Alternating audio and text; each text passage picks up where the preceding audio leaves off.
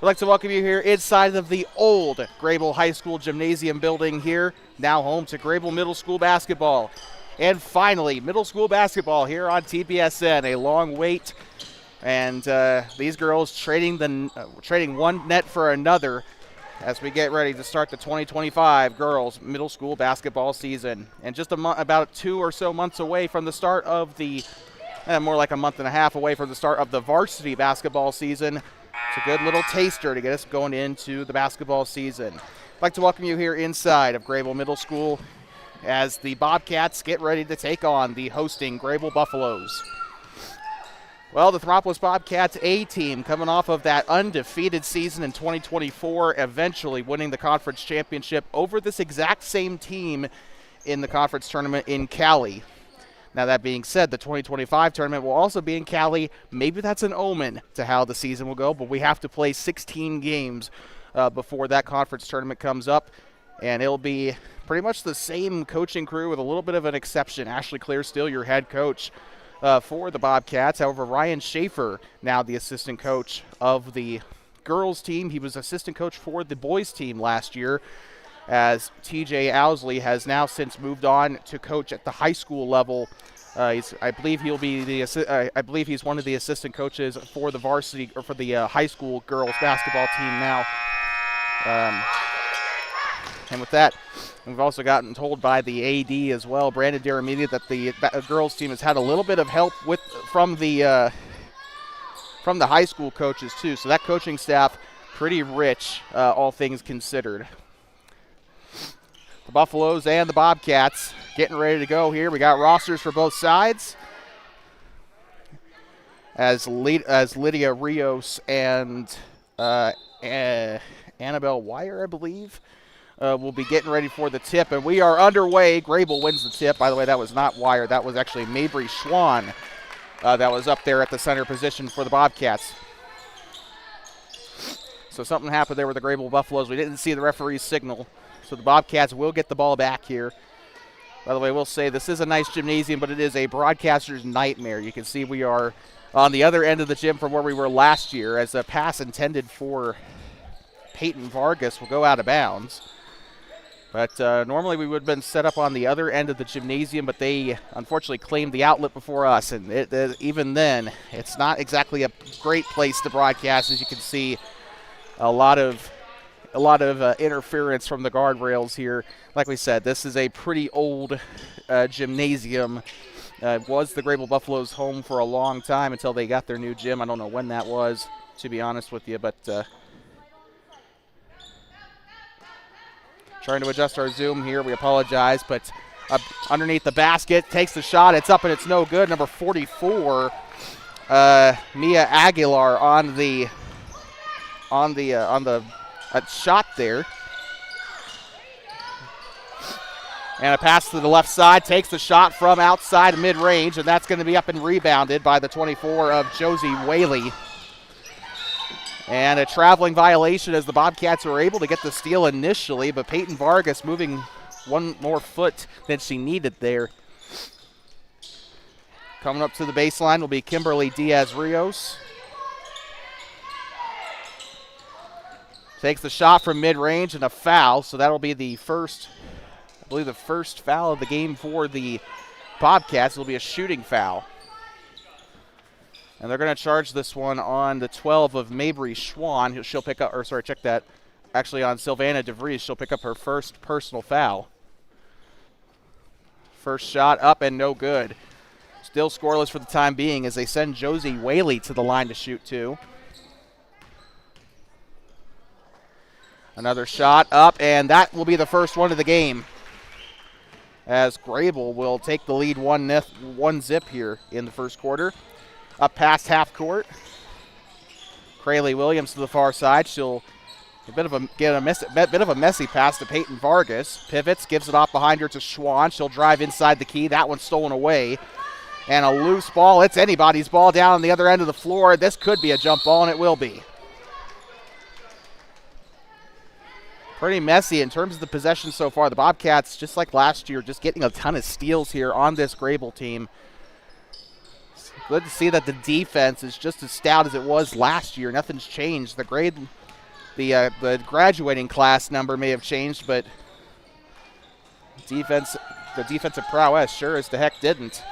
Driving inside, I believe that's DeVries. She'll give it off to the left side, has to dive to the floor. And again, we apologize. The way our camera is situated, unfortunately, the scorer's table is going to block off a lot of that action in the left corner. Unfortunately, just nothing we can do about it. The school district told us to move to this side of the thing because of the outlet, because they have their student broadcasters doing the NFHS network thing as well. So driving inside the key, passes up to the right side. It tries to blow by, takes the shot. It's up and it's in. A bank shot goes up for Lydia Rios. And Greybull will bounce out to a 3-0 lead. Coming up across the timeline all by herself, looking to pass to the right side. Bounce pass up to Vargas. Vargas off the screen, off the 12. She'll pass up to the corner. Wide open, now she'll drive inside. Goes on a beautiful run down the right lane. It's up and it's in, and the Bobcats with their first field goal of the game. Driving up by, gets by relatively easily, but I think they're going to call that a foul there on the floor, and a shot I don't think will count. So they're going to call a blocking foul here on I think they called it on Crayley Williams. Third team foul for the Bobcats. Gets up into the middle, trying to drive right side, playing heavy defense. And they're going to call a blocking foul on Sylvana DeVries. I do believe this will be her second personal here. 3:46 to go in the opening quarter here in Greybull. Ella Benefield, a 7th grader, checking into the game. Ella did really well in the B and C team, or B and C games last year for the Bobcats. And that's going to be up and stolen away by the 12 of Mabry Schwann. Schwann up past the timeline, or sorry, check that. Actually, Williams up past the timeline here. Passing it left side, moving off the wing, goes to the lane. Shot is up and a foul. Oh. And so a foul, I believe, was called down there on the floor, and I think the 12 of Schwann was able to make the basket. That's going to result in 2, and that's also going to be a singular free throw coming up here for the Bobcats. Number 12, Mabry Schwann. Unfortunately, didn't get I don't remember seeing a lot of her last season, but except in the B team, she was doing really well, got much better as the season progressed in 2024. That one once again stolen away. Crayley Williams now with it, but the original steal, I believe, was either by Vargas or Schwann, and a traveling violation on Williams. First game jitters here for the Bobcats.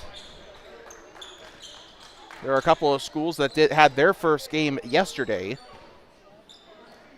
and they'll pass this one in. Back turn to her, gives it up to the right side, playing it on the wing. She'll drive toward the lane.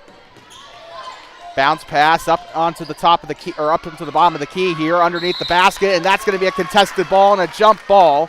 Stays with Greybull. Lydia Rios was the one that had a hold of it there for Greybull, but had to do battle with 7th grader Hannah Boren on that one. Her sister Jaden, a star of the team last year, playing for the freshman team this coming fall, or this coming winter. Jump ball down the near side. Let's see if they keep this one with Greybull, and I think, nope, they're going to give it back to the Bobcats. Boren will get set to pass it in. I believe wearing the same number her sister wore last year. Passing it up to the right side. This is Vargas with it. Vargas passes up to Mabry Schwann. She'll drive on the right lane, and it looks like they'll call a foul here on Greybull, a push foul. 2:44 left to go in the opening quarter of the A game.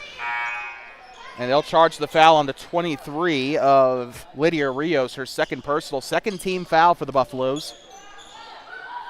Got a sub for Greybull, didn't catch who was coming on or coming off. Bounce pass underneath, and that's a dangerous shot. That one's up on an easily called foul there as Peyton Vargas will go to the line to shoot 2. And I think this is how the Bobcats could try to win this game, just try to draw some fouls here. Greybull has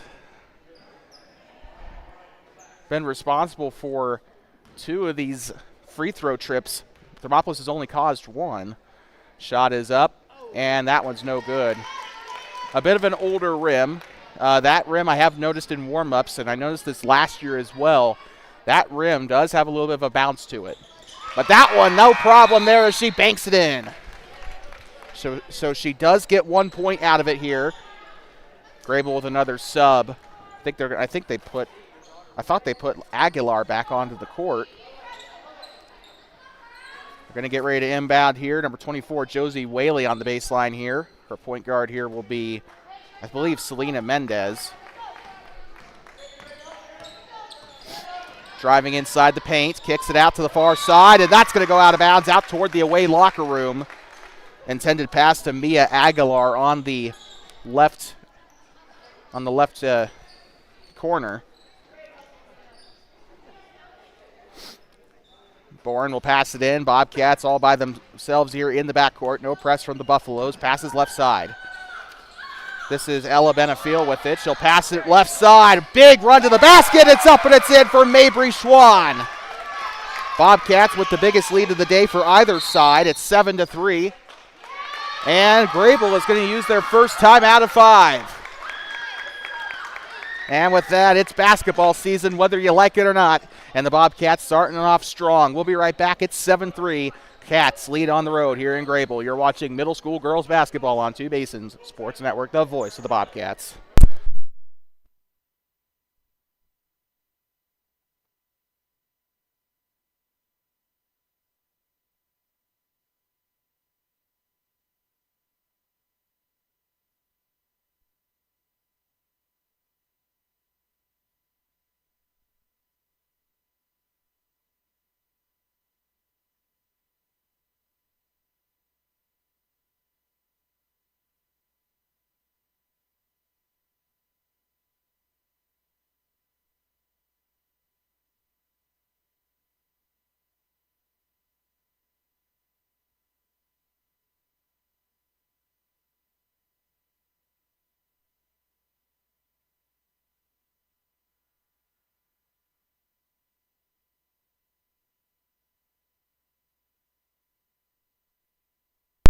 I'd like to welcome you here back inside of Greybull Middle School here in Greybull, Wyoming, here in southern Bighorn County. Well, the Bobcats, the Greybull Buffaloes, a very familiar opponent, as this is the team that the A team faced in the conference tournament in Cali. In the championship game, Bobcats demolished the Buffaloes to win the 2024 Bighorn Conference Championship. Bobcats trying to go back-to-back. Pivots, bounces it behind her, and it'll be up to the free throw line and a foul on the Bobcats. A blocking foul this time on the 4 of Ella Benefiel, so they'll charge her for her first personal, 5th team foul for the Bobcats.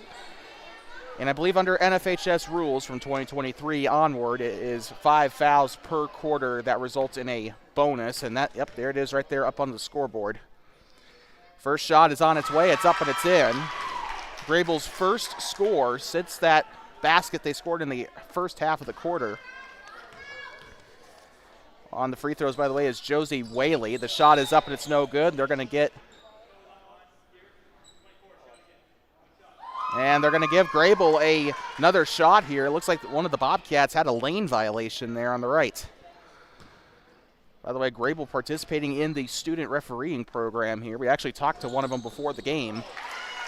Shot is up and it is in.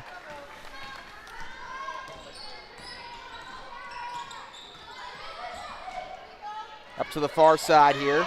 It's going down the right side. Shot is up and it's no good, but she'll grab her own rebound as Boren tries to kick it to the corner. That is still just absolute chaos underneath the basket. They'll call the jump ball, and I think they're going to send this one back to Greybull. Still a 2-point game. Mendez ready on the inbound, gives it off here to Josie Whaley. She'll come up past the timeline, goes to the right wing. Pass that open to the left side to Mia Aguilar. Aguilar in a lot of trouble here, tries to pass it right side, tip back behind. Driving up to the right lane, kicking it up. That one's intercepted. This one's going back off of Peyton Vargas. Another steal for number 15. Crayley Williams passing up to the right side. Vargas on the right wing. Gets the screen off her, passes it up to the corner. Driving up the right lane, shot is up and it rolls up and in.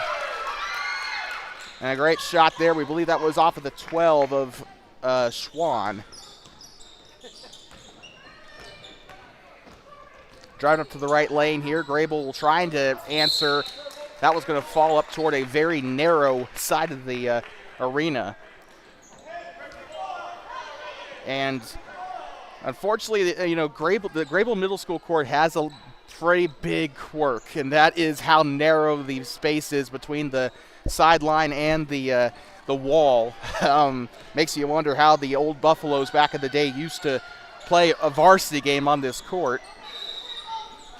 And they're going to call the traveling violation here on the 4 of Ella Bennett Field. And remember, we saw this a lot in the first couple of games of the season. Bobcats took a little bit to adjust.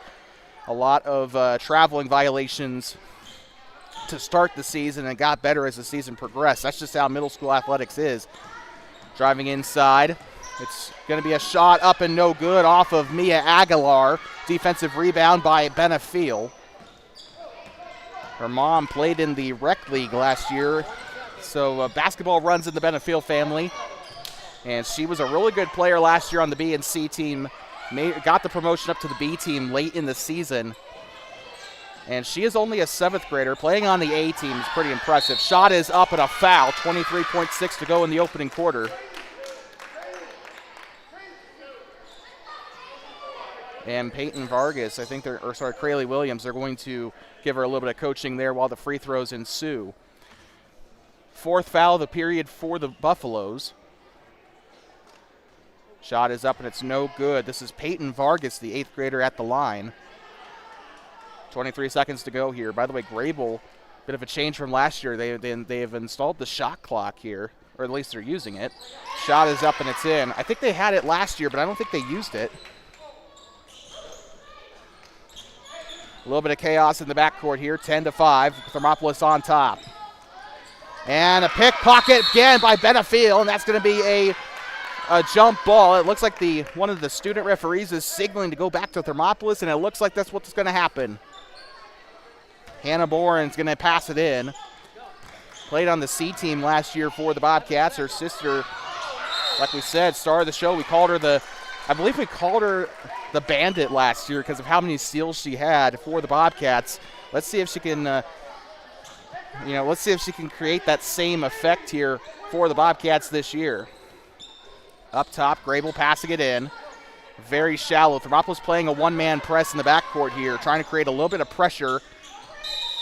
And traveling violation on the 24 of Josie Whaley with 1.5 seconds to go in the quarter. Pass. And they're not going to try for a half-court shot. The buzzer sounds on the Nevco scoreboard. 10-5 is your score at the end of one, as the Bobcats lead 10-5. The first of 16 games here. The first 6 minutes of the season has been completed. And, basketball is back, baby, and we are so ready for it. Second quarter coming up next here on Two Basins Sports Network. The future of the Bobcats on the voice of the Bobcats. Buffaloes trail by 5.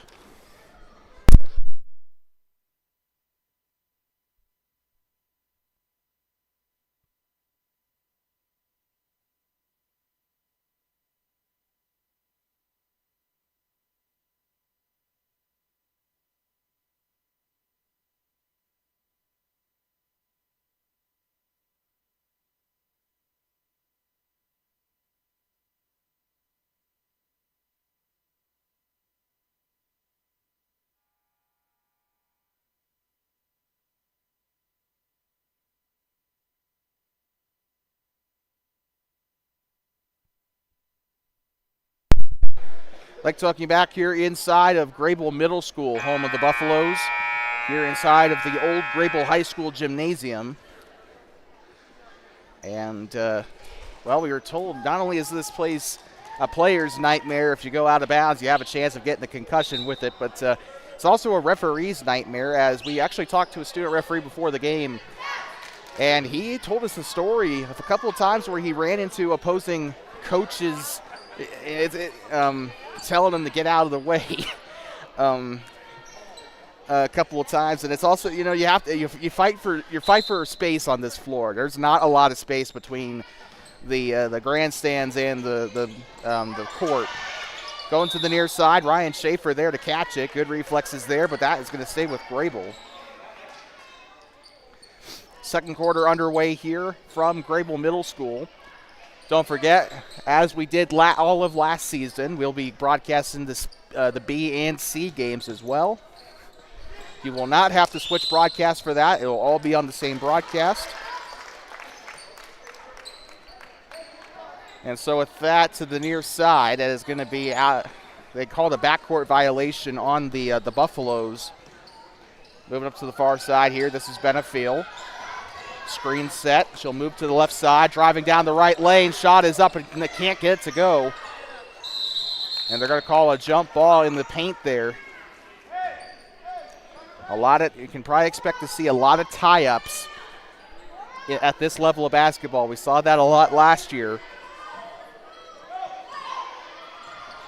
Benefiel on the baseline, back turn to the bleachers there. The shot is up, and it hit the bottom of the post, and Bobcats will get this one back, trying to keep it in.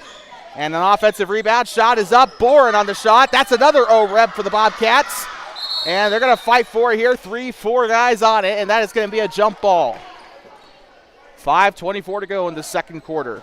And this time they will award it back to the Buffaloes. Looks like number 3, Paisley Link, is going to have the ball here. The only 7th grader we've seen in the game thus far, and it looks like it'll be a jump ball here.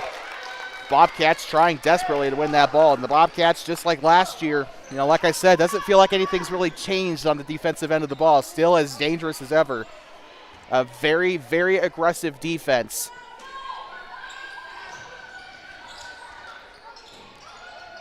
And they're going to try and pass this one in. I think they're going to get called for the 5-second. Yes, they will. And Benefiel just took a little too long to pass that one in.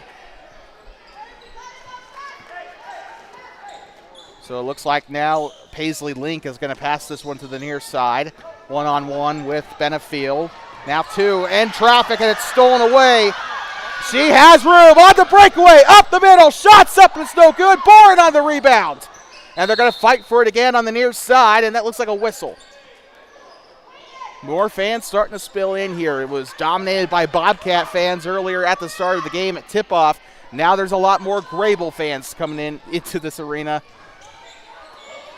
Pass for Benefiel. Gets up onto the right side of the floor. Able to keep it with the Bobcats. Boren with it. Back turn. Pivots. Takes the shot up and in.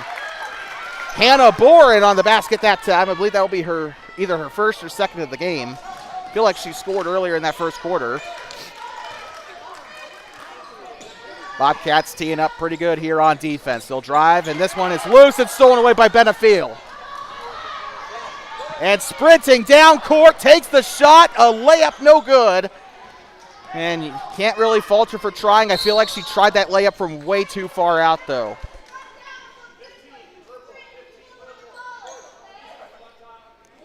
Ashley Clear giving instructions to her team down there, and it looks like they called a defensive foul on the Bobcats.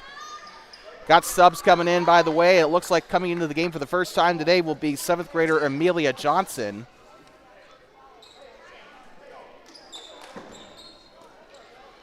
Greybull getting ready to pass it in to the near side. Almost got the backcourt there. 7th grader passing it right side, up through the middle, now into the paint. This one pickpocketed again by Benefiel. She'll skirt down the left side, one-on-one, shots up and a foul. 2 shots coming up for the Bobcats, 12-5. Thermopolis on top here on the road. First game of this home-away series between the Bobcats and the Buffaloes. They'll play them toward the end of the season in Thermopolis over at Donald T. Simpson Gymnasium. Shot is up and with one hand there. Sylvana DeVries checking into the game here for the Bobcats, the 8th grader. She'll come on for the 11 of Crayley Williams. Also coming out of the game appears to be Mabry Schwann. Trying to see who came in for her. Shot is up, no good, misses both free throws. Rebounded there by the 11 of Nora Thur. So it looks like Greybull putting in some of their 7th graders into the game here. Driving left side, picks it up, passes wide open for 3. Shot is up, can't get it to go. That was the first 3-point attempt of the afternoon for either side. And yet you couldn't get any more open than that. Number 24 with it now. This is Lily Estenson. Estenson, a vital part of the Bobcat program last season as a 7th grader. And it looks like the foul was committed by Kimberly Diaz-Rios, her first foul of the game, her first personal, second team foul of the quarter for the Buffaloes. Passing it underneath, and that one was a little messy, but Boren gets the shot up, can't bank it in. It goes off the right side of the rim. And again, shot is up off of Benefiel. And another steal here. The Purple Bandits doing everything they can here on the left side. Shot is up, and it's no good. Boren on the rebound. That one's up and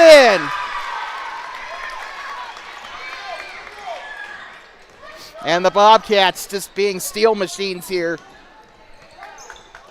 Near side, out of bounds. This one's definitely going back to the Bobcats. And Paisley Link lost her left shoe there amidst the scrum there. 14-5 is your score. Bobcats lead, trying to get off to a hot start to start off the 2025 campaign. Benefiel bringing it up the floor. She'll pass up to the right side. Bobbles it a little bit, but she keeps a hold of it. Johnson moving left side.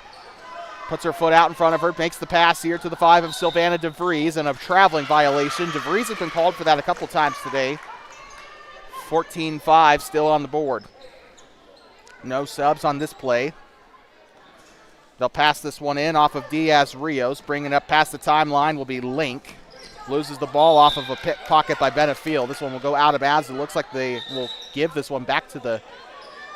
Well, it looks like there's a little bit of disagreement between the referees. One of them on the referee on the near side said it would go back to Thermop. The referee on the far side corrected him, saying it was going to go back up to Greybull, which was, the second one was definitely the right call. Again, these are part of the state of Wyoming's initiative to train these new referees. Of course, a shortage of referees across the state of Wyoming. We do know that the Shoshone schools are definitely one of the programs that have started. Actually, we know that Shoshone was putting out some posts on Facebook about asking for donations for their refereeing program. So a lot of these schools, I know Thermopolis got involved in it last year. We had a couple of our own students in the referee program last year. Moves up behind, and the fadeaway is able to be in. 3 minutes to go here. Greybull getting the basket, only their third field goal of the day. This one stolen back onto the far side. The pass down the right side and kicked out of bounds. I think that one was kicked by the 15 of Peyton Vargas.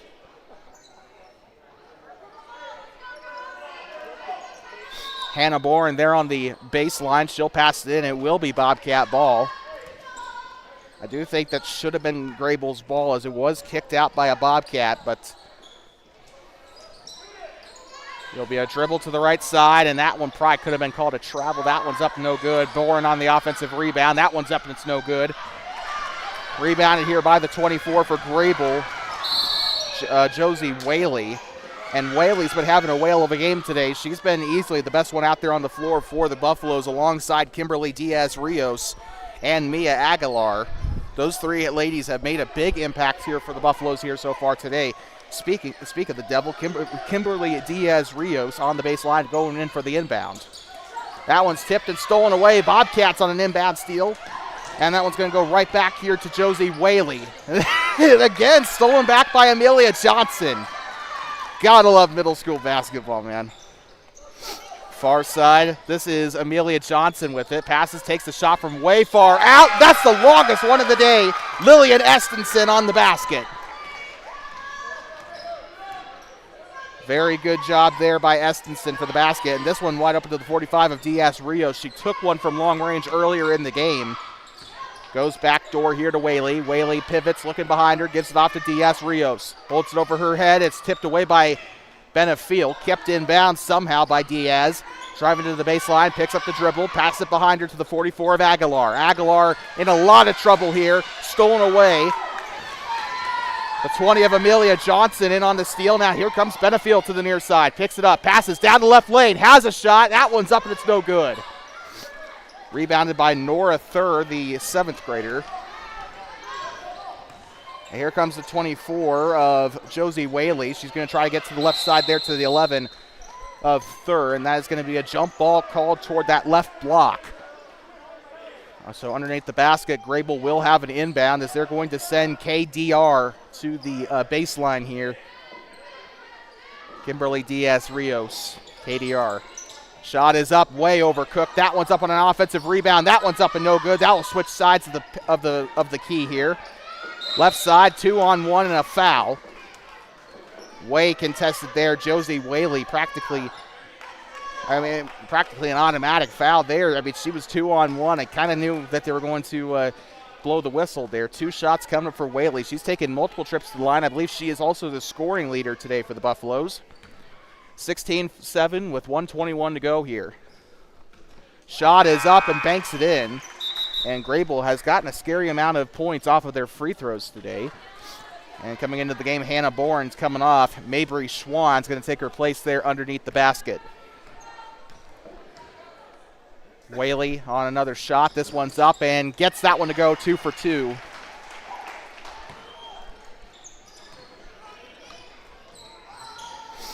And that's going to be a dive to the floor there. They're going to try and get rid of it. Spits it out behind her. That looked like a rugby play there. Goes up to the left side. Shot is up and a foul. That will send Schwann to the line just about as soon as she came in. And Bobcats, like we said, doing a very good job of drawing fouls. They're not doing the greatest job of keeping them off the board on their own end, though. Schwann's first shot is up and it rolls off the rim. Like we said, with this older rim, it does have a little bit of a bounce to it. You know, rims these days kind of have a little bit of a spring to keep that kind of thing from being too terribly out of control. But with this older rim, it's a lot more stiff. Well, that combined with the older backboard. Shot is up and it's no good. And that's going to be actually, they're going to call something here on the Bobcats. Looks like they're going to call a free throw line violation, I think was the call. On the baseline here, holding on to it for way too long. Bobcats playing a big press in the back, a full court press in the backcourt here. And a foul on the Bobcats. I think they called it on the 15 of Vargas. Blocking foul. So looks like that's going to put them into the bonus here. So for the second straight quarter, the Buffaloes will be given a bonus.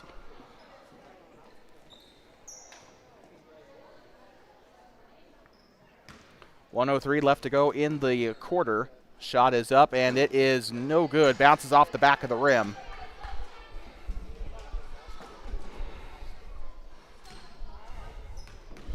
Still 16-9. Buffalo's trying to get into double digits. They won't do it on that free throw, though. Rebounded by Schwann. She'll give it to the far side to Benefiel. Benefiel up to the far side, wide open to the right side. Tried to pass it to Bourne, but she ducks it. Pass it back up, and looks like a blocking foul on the...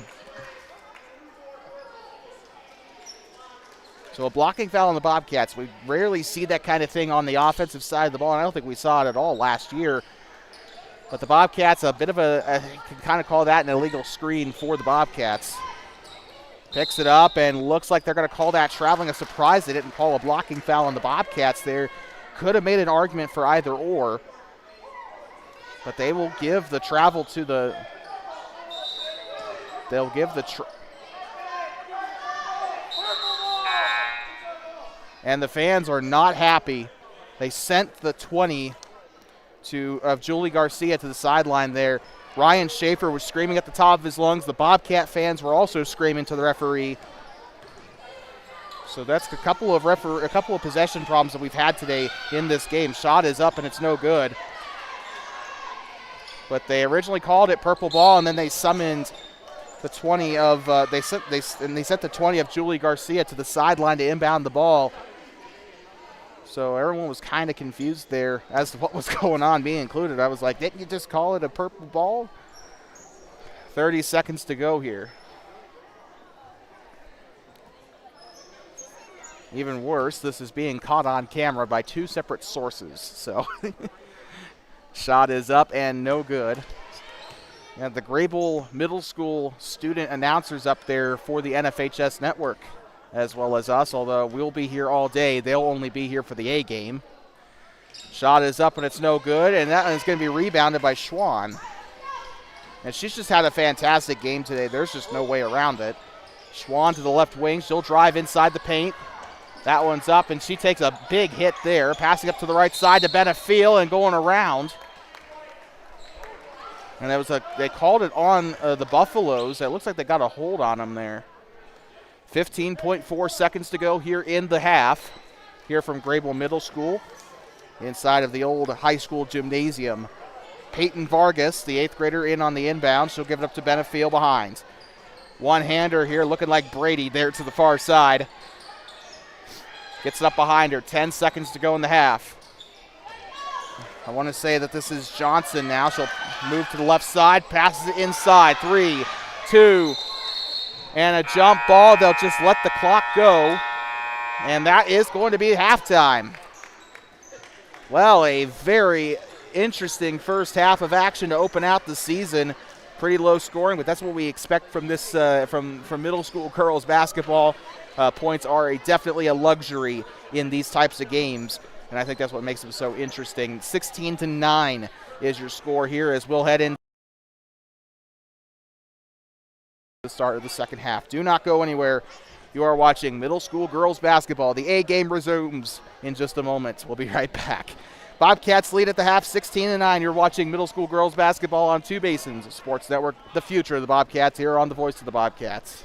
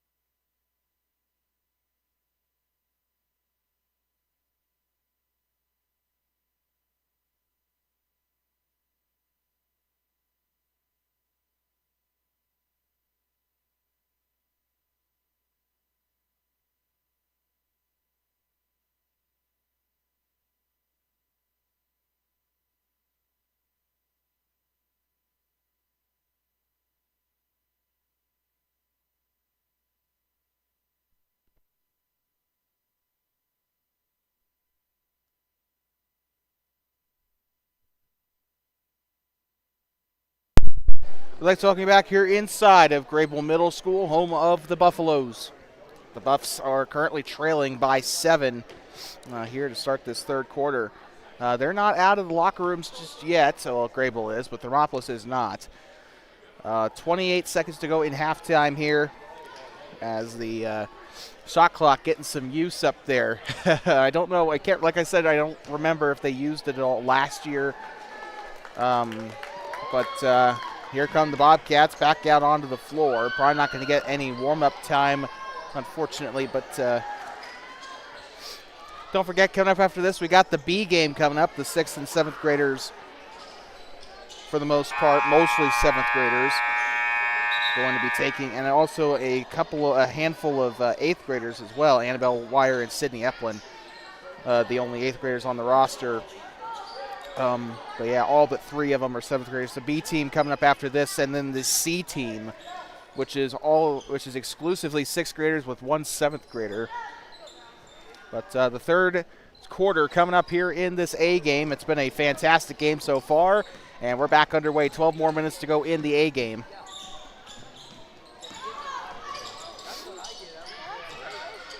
And the shot is up, and that is going to be in.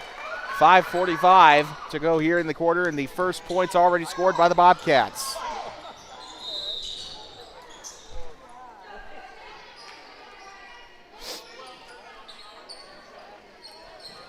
And so with that,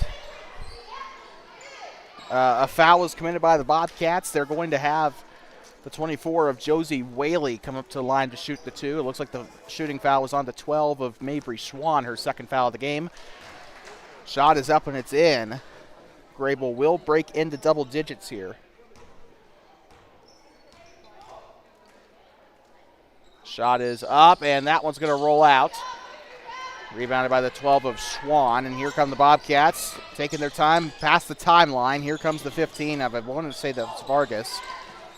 And it's taken away by the 44 of Aguilar. Ball's loose, picked up again. This one going back the other way. Crayley Williams was the one who took that one away from the Buffaloes. Sylvana DeVries now on the far side. Rolls it in behind her like an NFL center, and that is going to go up into the middle of the floor.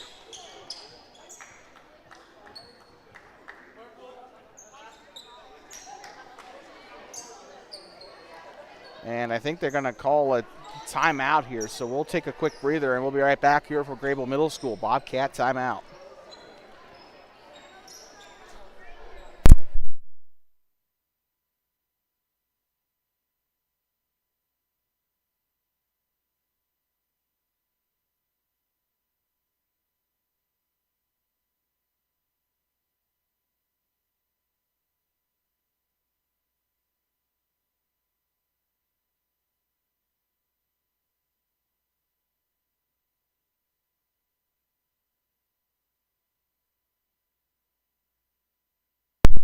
Timeout is expired here. We'd like to welcome you back inside of Greybull Middle School, home of the Buffaloes. Just a reminder, we'll be here all season broadcasting middle school girls basketball. If you'd like to be a part of it and get your logo on the top of the screen and help us out a lot more, make sure you call or text the number on your screen. Also, can probably get in contact with us over Facebook, Two Basins Sports Network on Facebook. Probably one of the better ways to contact us, honestly. 18-10 is your score. Thermopolis on top. They had a bit of a slow start to the game. Greybull scored the first 3 or 4 points of the game. Shot is up and it's no good. This is Mabry Schwann shooting the free throws as Selena Mendez will come into the game for the Buffaloes. But Greybull came out to an early lead, and then the Bobcats halfway through that first quarter they were able to get the lead, and they have not given it up since. And it looks like it's a line violation on Greybull. I think number 20 went a little too early there. Julie Garcia. Shot is up, and it is no good. Unable to get that third point there. Unable to get that. Well, they haven't scored off any of those free throws, actually. You could probably blame the basket to some extent here. The Bobcats are probably used to shooting one way, but the Greybull court just has that massive bit of character to it. Taken away by the Bobcats here, number 15 on the steal, Peyton Vargas, and I would be curious to see what the final numbers are if they were to take stats anyway. I'd be curious to see what those steal numbers look like, because the Bobcats have been they've definitely outstolen the Buffaloes. I think the Buffaloes have caused a couple of turnovers today, but not nearly as many. Shot is up, and that one is in. Number 15, Peyton Vargas on the shot. And she took that one in a hurry, and it still went in through the middle. Number 24, Josie Whaley, was there trying to get to the basket. They're going to call a defensive foul here on the Bobcats. Second foul of the quarter here through the first couple of minutes for the Bobcats in this third quarter. Number 45, Kimberly Diaz-Rios, set to pass this one in. Takes the shot on the left side. No good there by Aguilar. Passes off to KDR. Now up behind her mid-range. It's blocked. First block of the game here. Peyton Vargas with the quick hands. And a reach-in foul, I think, is what they're going to call there on Josie Whaley. She tried to go for it there and unfortunately just got a little too far behind where she shouldn't have gone. And now Hannah Boren will check in as Lillian Estenson heads to the bench. Checking in for Greybull is going to be Paisley Link, the 7th grader. One of 2 7th graders today, I believe, that we've seen on the floor. Her and Nora Thur have shared the floor here. Picks up the dribble, pass it to the right side. That one almost stolen away, still loose. Picked up by Bourne on the right side. Hails the shot up from 3. That one's up no good. That's the first. Actually, that might not have even been a 3. That was barely just inside the arc. Greybull's the only one that has taken a three-pointer attempt today. They've actually attempted it twice, I believe. Shot is up from the right side. That one's up no good. Very good rebound. That one's up no good. Mia Aguilar almost made it an 8-point game. Coming up behind her, number 11, Krayley Williams, one-on-one with Whaley. And a foul. This one's going to go to the baseline. I think they called the foul here on the 24 of Whaley. She's collected her third team foul for Greybull in the quarter. 3:19 to go here. Looks to get rid of it. Goes underneath the basket. Drives. Takes the shot. Up and no good. And they're going to keep fighting for it underneath the basket and a jump ball.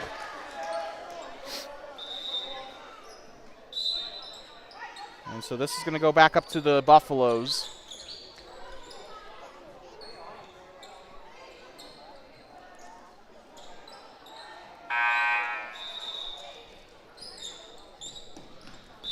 And what did they do? Is it a 5-second or are they going to hold on? Amelia Johnson checking in for the Bobcats here. Okay, no, they're still going to have KDR inbound it here. Diaz-Rios, 2-man press in the backcourt.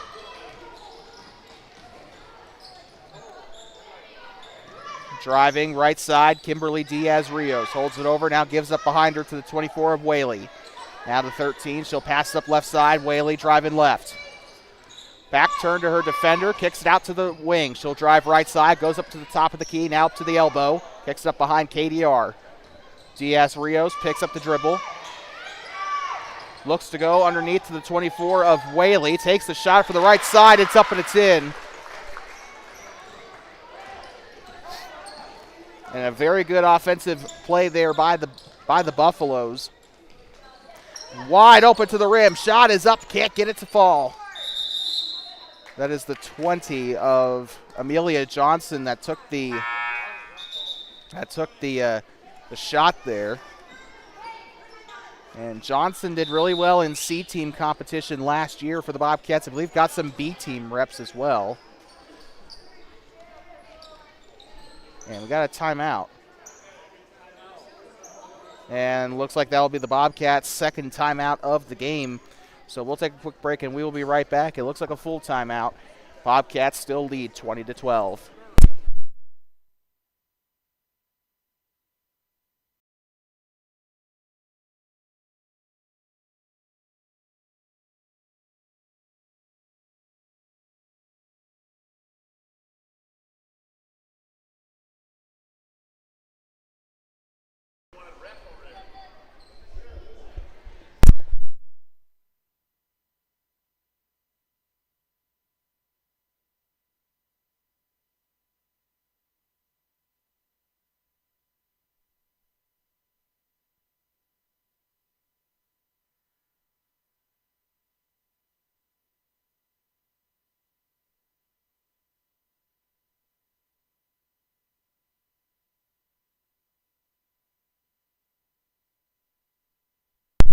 Mike talking back here behind the scorer's desk here at Greybull Middle School.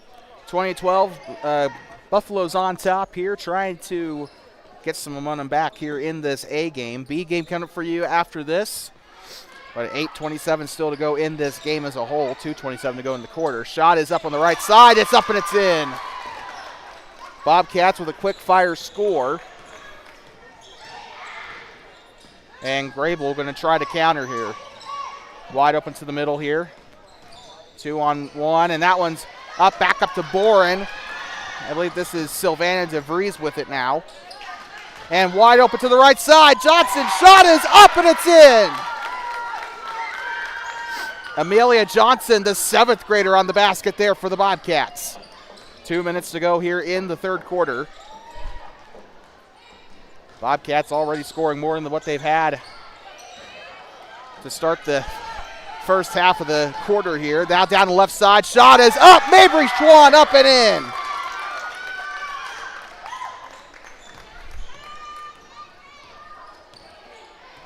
And the Schwann's delivery service back in action on the left side there, delivering baskets to the Bobcats.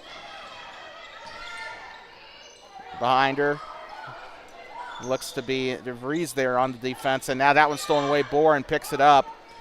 The 11 of Crayley Williams now will bring it down for the Bobcats. Toss up right side. Johnson takes the shot from the block. It's up and no good. That one had a good chance, though. An aggressive fight for the ball there between the 5 of Sylvana DeVries and the 13 of Selena Mendez. Bobcats have been super aggressive. If they want the ball, they're going after it. As Mabry Schwann and Sylvana DeVries will take a much-needed rest. Up past the timeline, 1-on-1. It looks like the 3 of Paisley Link, the 7th grader, now gives it up to Mia Aguilar. And this one's stolen back away by Ella Benefiel. Tosses this one down the right side, trying to go for the basket. Dribbles, takes the shot. That one's up, no good. Tries to get on the offensive rebound. Boren gets the offensive rebound on the left side. The shot is up, and it's a foul. And Boren got in there, had to get her hands dirty, but she will go to the line to take 2 shots. 38 seconds to go in the third quarter, more like 39 seconds if you round up the decimal there. 38.9 on the board.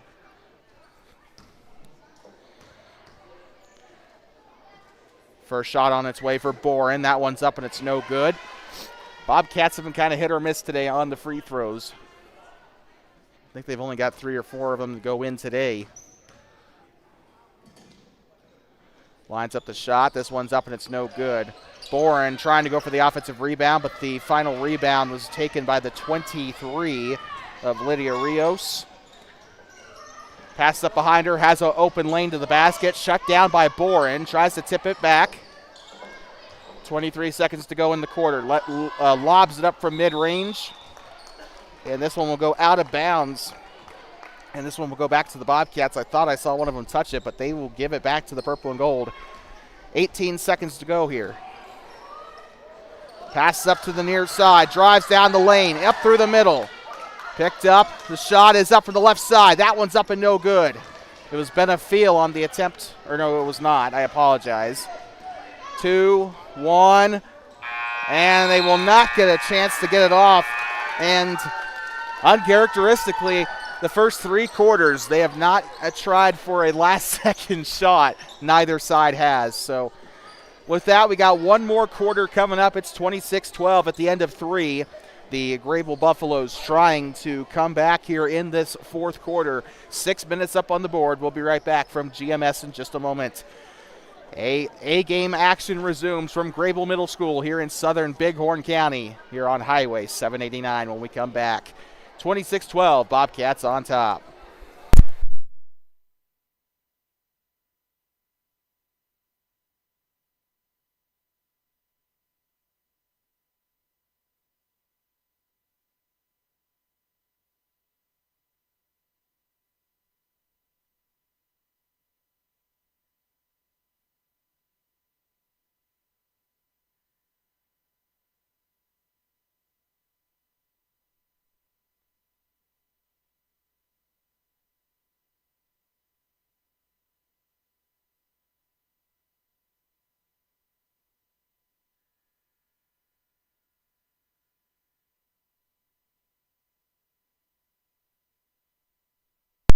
Don't forget, coming up after this, we got B game action coming up for you. We'll be here for the A, B, and C games as we were last season.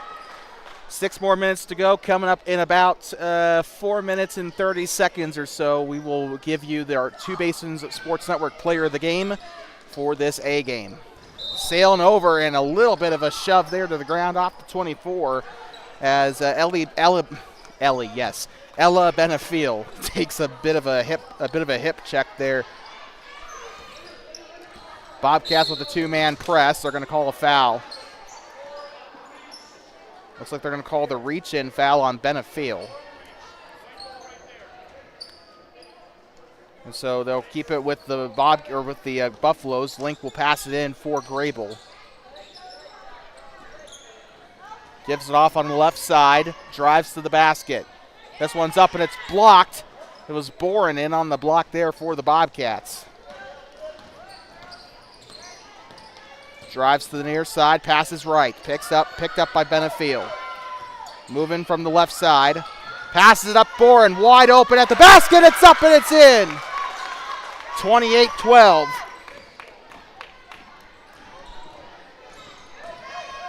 Driving right side, Greybull with the shot. It's up, it's underneath the basket. Rebounded by the 25 of Avery Teeples.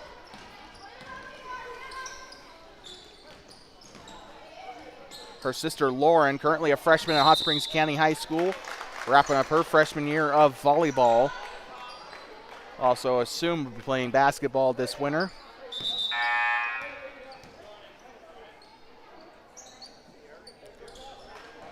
Ella Benefiel set to pass it in for the Bobcats.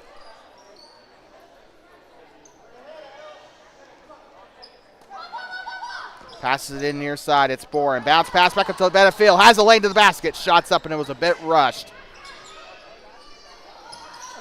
Gets up to the near side, and that is going to be a loose ball. They'll chase it down on the near side. Looks like the 3 of Paisley Link will pass it in for the Buffaloes. Still a 2-man press for the Bobcats. And the ball was poked loose by Benefiel. They'll pick it up in the corner. Now moves out to the right wing. Picks up the dribble, tries to pivot, and now it's going to be a contest between Boren and Whaley, and it's going to end up being called a jump ball. I think they'll keep it with Greybull. Hannah Boren set to pass it in on that left baseline. I want to say that's facing to the south.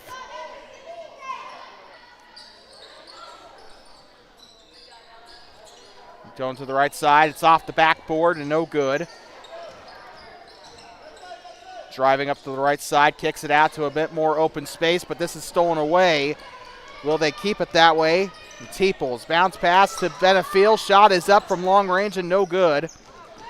And Boren there on the rebound. We know Benefiel was able to get a lot of success on her three-pointers last season as a 6th grader. Bounce pass right side. Beautiful pass to Boren. It's up and it's in.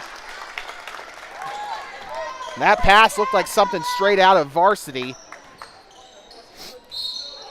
Just behind the back to Hannah Boren, and Hannah did the rest. 4-11. It's 30-12. Bobcats on top, and we got a mass sub. 5, 24, 20, and 12. Sylvana DeVries, Amelia Johnson, Lily Estenson, and Mabry Schwann onto the floor now. Greybull also had a sub, but we didn't check the number there. I do believe it, though, it was the 11 of Nora Thur. Passing it in under the basket. And I think she went over. And they're going to take the opportunity to tie her shoe here. 4:10 to go here.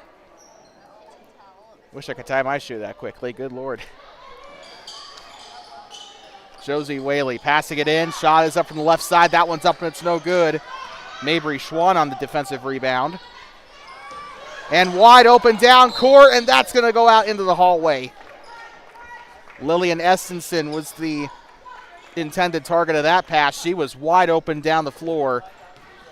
Just couldn't get it there. Out in front of her, avoids the travel. And a foul, or no, a jump ball there between Schwann and Lydia Rios. Sylvana DeVries set to pass it in for the Bobcats.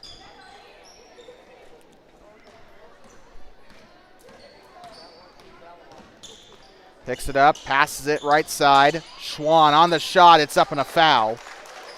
So should have 2 shots coming up here for the 12 of Mabry Schwann, the 8th grader going to the line. Like we said, last year, 2024, as a 7th grader, she just kept getting better as the season progressed.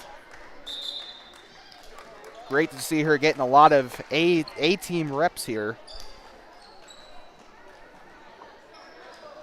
But Schwann will be behind the free throw line to shoot.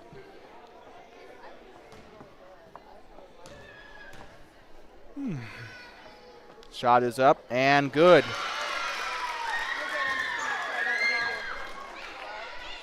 (31-12). Schwann on the free throw line, takes the shot. It's up and it is no good. And Benefiel will keep this one in. Greybull will take this one away. Down the left side. Shot is up, and that one might have been blocked. Josie Whaley now gives up behind her. Shot is up. That one's no good. And Mabry Schwann battling gravity there. They're still stuck behind the half-court line, and foul is called there on the left end of the floor. Sorry, there's a lot of people coming in for the B game. We're trying to keep our stuff straight here, but a lot of foot traffic here as the game starts to come to a close. Sylvana DeVries set to pass it in here. Ella Benefiel will play point guard here on this upcoming play. By the way, 3 fouls for Greybull, 2 fouls for Thermopolis, a little bit lower than usual. We know that Greybull got the bonus in that first half, both quarters. Shot is up from the right side, no good. Benefiel lobs it up. That one's no good from the end of the volleyball line. A good try, but unfortunately just couldn't get it there.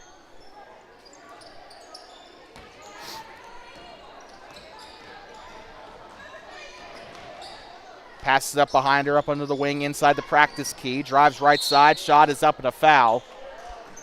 2 shots coming up for Greybull. 31-12 in case you're just tuning in. 4th quarter of the A game with 2:58 to go, halfway through the 4th. Of course, B team action coming up right after this. We see some of the 7th graders there all suited up, ready to go for the B game. Shot is up from the free throw line. That one's up and it hits the corner of the basket. No good.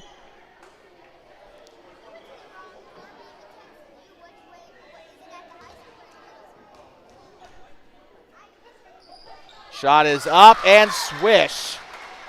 13 on the board now for Greybull.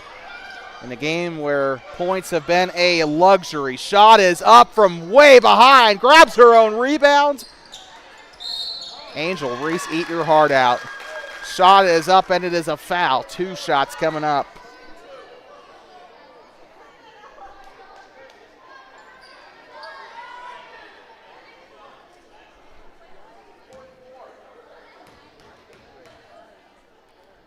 Shot is up and boom, right there off the bank. Cha-ching. Just realized we've had a couple of bank makes today and I haven't said cha-ching once. That is a sin against humanity. Shot is up, not able to bank it in that time. Keeps it, oh, what a rebound by Schwann. Had to duck in behind the basket and she gets 2. 2:35 to go. Coming up in 1 minute, we will have your Two Basins Sports Network player of the game for the A game. And after this game, please do not go anywhere. We got B game action coming up for you next. Picks up the dribble. Benefiel passes right side. Johnson on the shot. That one rolls off the rim. Schwann on the rebound, scores from the left side. And she has just been having the game of her life here. This is looking like the same team from 2024, just with different names attached. And that one's tipped behind her. And that's going to be a jump ball. Now keep in mind, this is the same school that ended up getting second place in the girls' tournament last year. Greybull is no slouch of a program. They are just really good at what they do, and Greybull, like I guess being said, one of the bigger teams in our conference, definitely not a team to scoff at this year in the Bighorn Conference. This one's up and it's rebounded. But, coming off that silver medal, they're looking for gold this year, but the Bobcats holding their own, 36-13, as a timeout has been called here by the Bobcats, so we will take a quick breather as they will have 2 timeouts left on the board. And we'll be right back in just a moment.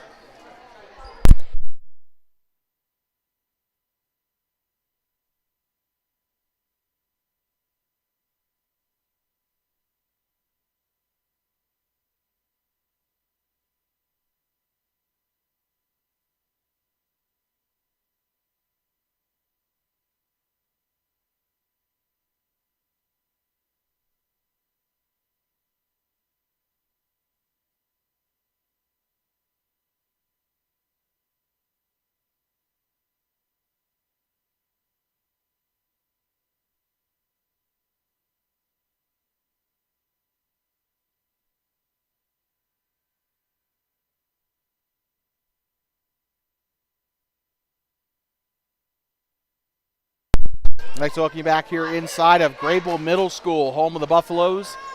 Big game coming up right after this, and we'll be giving you our player of the game in about 30 seconds. And I think this one was probably it was a little bit of a tougher decision, but it was also an obvious decision, I feel like, as for player of the game. But I can't reveal that just yet. Bringing it down the floor. Passes it underneath. This is going to be Hannah Boren. Backdoor. Great job there up the left side. That one's up no good. 1:46 to go in the game. Bobcats will come in and win this first game easily in the A team. And this one's taken away by Teeples, Avery Teeples, the 7th grader. They'll pass up to the near side. DeVries tries it for 2. That one's up and can't get it to fall. It's time to deliver your 2 Masons Sports Network player of the game, as there is a foul down on the near side of the floor. And, of course, this one is the player of the game is going to go to Mabry Schwann. Honorable mentions for the Bobcats include the likes of Amelia Johnson, Sylvana DeVries, Hannah Boren, and Ella Benefiel. Honorable mentions for the Greybull Buffaloes include Kimberly Diaz-Rios, Mia Aguilar, Paisley Link, and Josie Whaley. This one's stolen away to the far side, passes it to Teeples, right side, shot is up, and it's in! 1 minute to go here in the A game. Bobcats pretty much sealing the deal here in this 4th quarter. They were in a very scary situation in that 2nd quarter, or actually coming out of the locker room. Greybull was able to reduce the lead to 8 at one point. Now it's completely gone off the rails. No pun intended, as there are railroads right across the street from the school. 36.8 to go here in the game as a jump ball called on the free throw line. And we're going to have a substitute coming on, Kimberly Diaz-Rios, into the game for Selena Mendez. Sylvana DeVries will pass this one in to the 11 of Crayley Williams. Gives it up underneath to Hannah Boren. Picks it up, the dribble. Now here comes the 11. Shot is up. Williams can't get it to go. The rebound by Boren. That one's up no good. Williams will try it again for the right side. 20 seconds to go here. A very successful start to the campaign for the Bobcats, but can they keep it going tomorrow morning? Shot is up and a foul. 9 seconds to go. We got a foul, and I do believe this will be free throws coming up for the 13, or for the 13, or the 11, of Nora Thur. No, it is not. It's going to end up going to the baseline here. The 45 of Kimberly Diaz-Rios will be in on the inbound for Greybull. And of course, we will not be exiting the live stream for this intermission. We'll stay on the air, I guess, on YouTube. 4, 3, 2, 1. Shot is up and Happy New Year. That is the end of the A game, and the Bobcats able to get the win, 38-13. And of course, B game action coming up after this. You will not want to miss that. You'll stay live here on YouTube for that one. But if that's all you're here for this A game, we thank you so much for tuning in. And for everybody else, stick around. B game coming up right after this on Two Basins Sports Network, the future of the Bobcats on the Voice of the Bobcats. Final score 38-13. Once again, Mabry Schwann, your player of the game for the A team.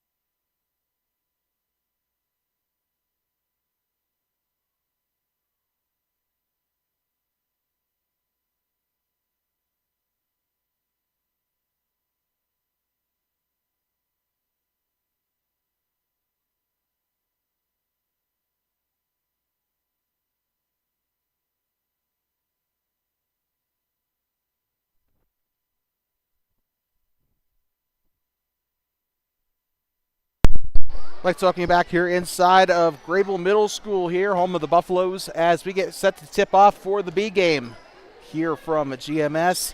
The A team with a dominating win, and now it's time for the B team to show what they got here, and then the C team will play after this one. Here inside of the old Greybull High School Gymnasium, now home to the Greybull Middle School athletics programs. And the place with probably the most character in the entirety of the Bighorn Conference. Oh. He wants to know what to get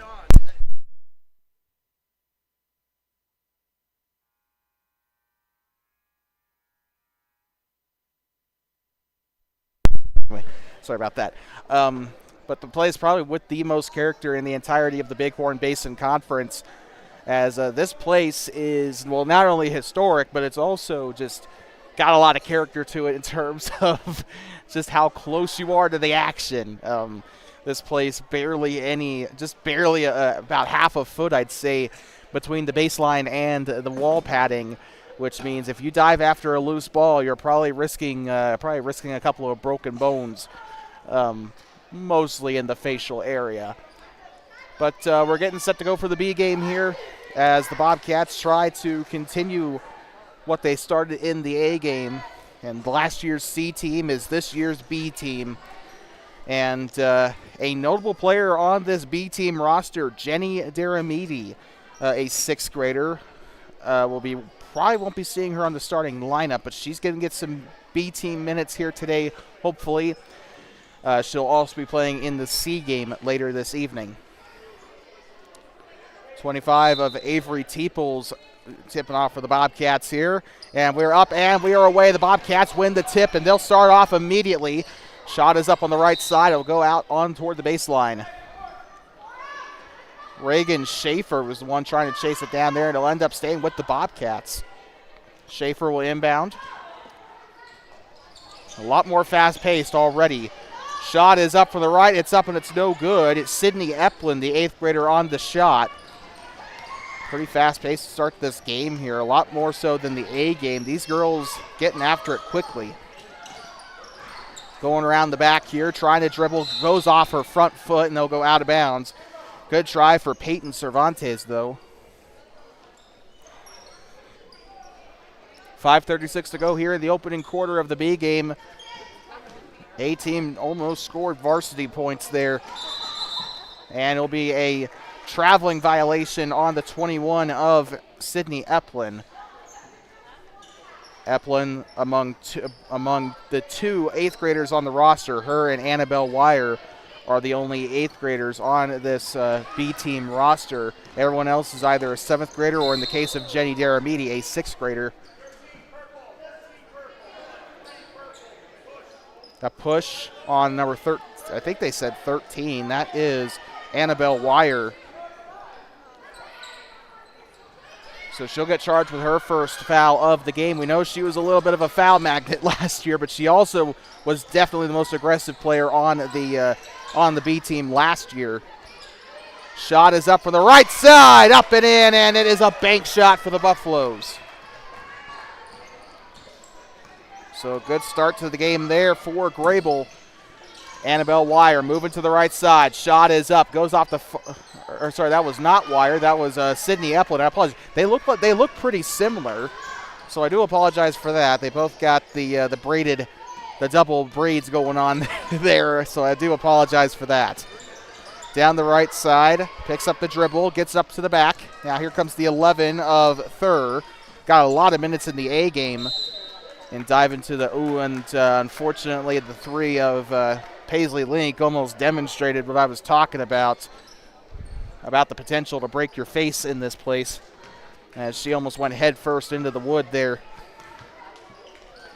Near side, this is Annabelle Wire, and gets the ball stripped and stolen away from her.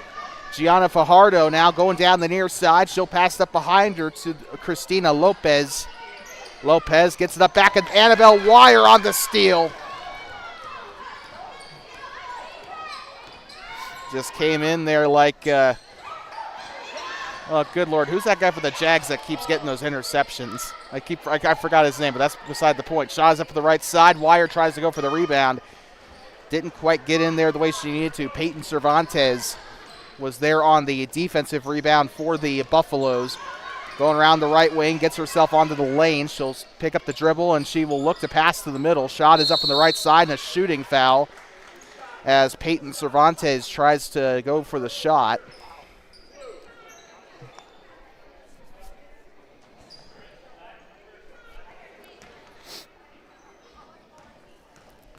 Cervantes, I believe she got, no she didn't, apologize. Shot is up, and that one's in. 3 points on the board now for Greybull. And it's a soccer score here, 3-0. A very lopsided soccer score.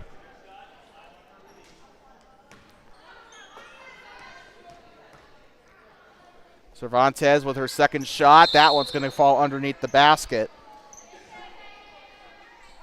And I think I heard an air ball from the left side in the Greybull students section. Talk about friendly fire. Going from the left side, pass it to Annabelle Wire. That is going to be taken away by Cristina Lopez. And the Bobcat student section creating some noise here. It's very easy to create an atmosphere here in this place. And it is I believe they called the jump ball there. Peyton Cervantes on the baseline. She will pass it in for the Buffaloes. And I think the 21 of Sydney Eplin went over or was a little too close to the ball there. Left side, very risky pass, and she is being harassed by Reagan Schaefer. Ball is loose. They will call a jump ball in the paint on the end of the volleyball line there.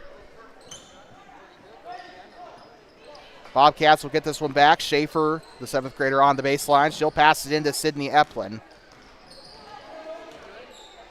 Far side, Pat tries to pass it to Eplin. That goes off of Buffalo and out of bounds. Off of the 22, the 7th grader of Peyton Cervantes. Passing it in will be Reagan Schaefer. Schaefer to the 25 of Avery Teeples. Now to the right side, down the right, shots up and still no good there. No points on the board yet for the Bobcats. Ball was loose for a minute, but she's going to have some room. Cervantes passes it behind her. Now to the wing. Wanted to take the shot there. Trying to get it out of the way there. The 14 now to the 3 of Paisley, to the 5 of Cristina Lopez. Double team. She'll pass up to the left side. And the Bobcats shutting down most of these scoring opportunities. And we got a whistle. This one's going back to the Bobcats.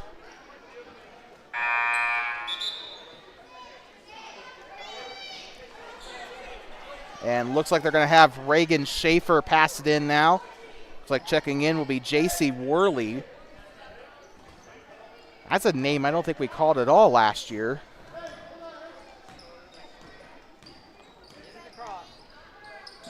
To the left side, taken by the 14 of McKenna Mackey. Mackey in a lot of trouble here, trying to get out of trouble. Mackey double teamed in a jump ball. Her brother Casey, a freshman at Hot Springs County High School, played football this year. Hoping to see him play some basketball as well. Passes to the right side, that's tipped and almost taken away, but Cristina Lopez keeps a hold of it, now gives it up behind her to Cervantes. Shot on the right side, no good. Shot is up, that one's no good off the right end. Taken back by Reagan Schaefer. 2:15 to go in the first quarter here in the B game. Goes up behind her. That's a wonderful pass there. Still couldn't take advantage. Teeples on the shot. Grabs her own rebound. That one's no good. Wire trying to go for it now. Chuck that. McKenna Mackey.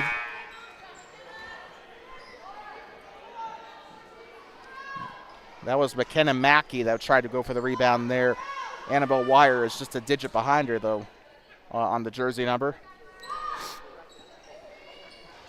Trying to look for an open spot. Nobody getting open. She'll pass it to her left. Shot is up for Mackey. That one's up no good. Rebounded by Jesse Moore.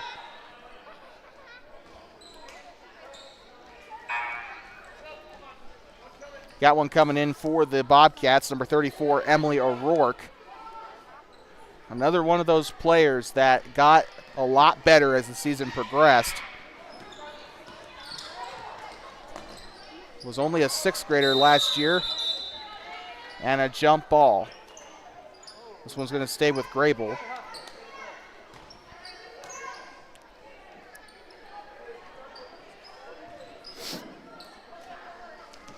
And here they go up past the center circle. Back turn. Now she'll move to the right side. Passes it right to the 22. Driving to the basket. Loses control of the ball. Shot is up and had a hand on it. I think that might have been blocked. And they're trying to go down court. Heaves it down, and that's off the noggin into the 3 of Paisley Link. And we got a foul down on the other end of the floor. So they're going to call that on the 34 of Emily O'Rourke. That'll be her first personal. About 20 seconds into her first shift in this game. 1:25 to go in the opening quarter. Passes to the left side. Up to the elbow. And trying to execute a play there. This one's stolen away by the 10 of J.C. Worley, the 7th grader. Left side, back turn, bounce pass, right side, takes the shot. It's up and it's in.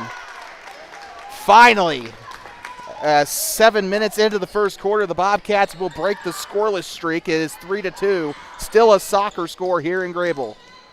Passes it to the right side. And that ball is loose. Worley, I believe, is down there, and she is not giving it up. And Worley will be responsible for the Bobcats getting the possession, and she is going to be point guard here on this play. Worley will pass it back up to the 3, the 3 of Reagan Schaefer. Schaefer now back to Worley on the wing. She'll drive right side, takes the shot. That one's up, no good. Rebounded. The 25 of Avery Teeples was originally there on the offensive rebound. Checking into the game is Gianna Fajardo and Jamara Rodriguez.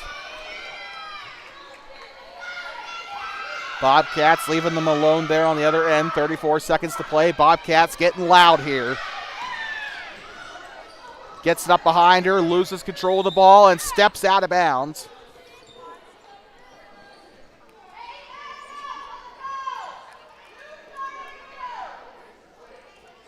Bobcats will get it back as I think it went out of bounds there. Reagan Schaefer set the pass it in to J.C. Worley. These two kind of been partnering for the past couple of minutes here. Gets up Emily O'Rourke on the shot. It's up and it's in. Bobcats take the lead. O'Rourke on the basket. 12 seconds to go here. Down to the right side. Looks to shoot. Wide open. Rims out. 5, 4, 3, 2, 1. Takes the shot. The last second kick. Get it to go. That was Jenny Daramidi, the 6th grader, on that final shot. And that is going to conclude the opening quarter here from Greybull. And the Bobcats were down 3-0. They made it 4-3. And we're going to take a quick minute break here as we get prepared for the second quarter here in the B game. 4-3, Bobcats on top. O'Rourke sharing the scoreboard with, I want to say Teeples, but we'll be right back either way in just a moment here. Second quarter about ready to start here. You're watching middle school basketball on Two Basins Sports Network, the future of the Bobcats on the voice of the Bobcats.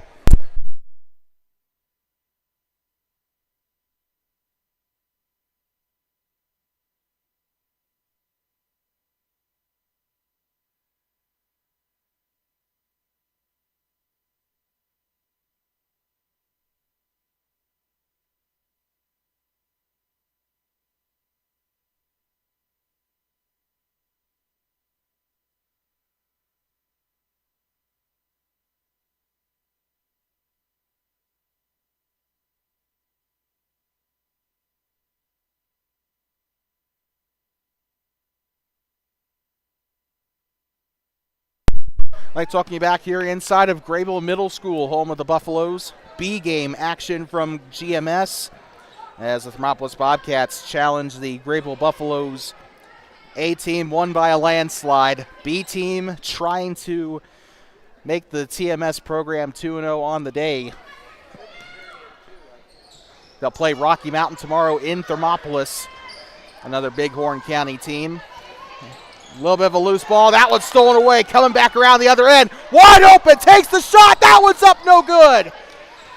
And realistically, she could have had a chance to complete the layup in the middle, but I don't fault her for taking that shot. And that's a Hail Mary right down for the other end of the floor. And thankfully, there are guardrails right there. That one went right into the student section.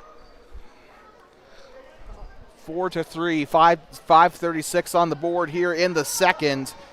This game, while not as high scoring at this point from the A game, has definitely been a lot more fast-paced than the A game.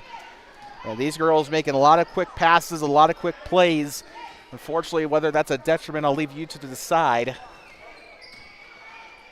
They'll pass this one in. Number 22 for the Buffaloes will bring it up past the timeline, guarded by Worley. Ball is loose, going to the line. This one's picked up, that J.C. Worley, the 7th grader, on the steal. A one-hander down to the other end of the floor to Reagan Schaefer. Schaefer picks it up, goes behind to Worley. This one's tipped and stolen away. Coming back down the other end, giving chase is the 35 of Jenny Daramidi. Definitely see why she's on this B roster as a 6th grader. Just came in blazing speed. Shot is up. That one's going to roll off, no good. And that is, again, Worley on a rebound. She's doing really well here with creating possessions for the Bobcats. Shot is up for O'Rourke. That one's up and no good. You got to give credit to O'Rourke for trying those shots there. And you're noticing these players a lot braver on taking those mid-range jumpers compared to the A game. Moving to the right side. That one's tipped. Schaefer unable to actually check that. She was able to create a possession as that one goes out of bounds off of Greybull, trying to keep it in. Very good job by Reagan Schaefer creating pressure on that end of the floor. And I think that's probably the main reason the Bobcats have possession right now to begin with. Worley up past the timeline on the pass by Schaefer. Worley moving to the wing. Picks up, gives it off. Shot is up and it's no good. It was heaved by Jenny Daramidi from mid-range. I think the rebound was made by the 5 of Christina Lopez. 22 with it, holds it, guarded by Worley, gets up to Lopez. She'll try to drive down the right side, takes the shot off the hook. That's no good. Rebounded by the 40 of Emily Didrikson. Shot is up. That one's no good by Didrikson. I feel like that's a name we saw during the C game last year here in Greybull. Got one checking in for the Buffaloes. Allie Averett coming into the, is it Averett or Averett coming into the game here for Greybull. Number 10 is Jamara Rodriguez getting set to pass it in for the Buffs. Rodriguez heaves it up onto the left block. Bounce pass behind her. Worley playing heavy defense there. That one's tossed over to the 5 of Lopez. She'll try to advance it. Takes the shot for 2. That one's up and no good. Bounce pass back up to the 25 of Rios. Now giving it inside. Worley on the steal. And now she's going to try and get by Averett. Worley down the far sideline. And out of bounds. This one's going right on back to Greybull. And, points have kind of been a luxury today across the board for both sides. It's currently still gridlocked at 4-3. Not a single basket in the second quarter so far.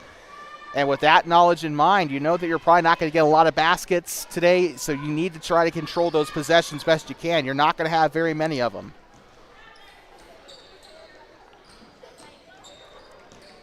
That is going to be the 5 of Lopez driving to the right side. Looked like she wanted to shoot there. Pass it back to Lopez off of Allie Averett. Now gives up to the 40 of Didrikson. Didrikson bounce pass to the 25 of Darley Rios. That one's up and taken away. I think that was Teeples on the takeaway, and it was. Teeples down the right side, loses control. Picked up by the 14 of McKenna Mackey.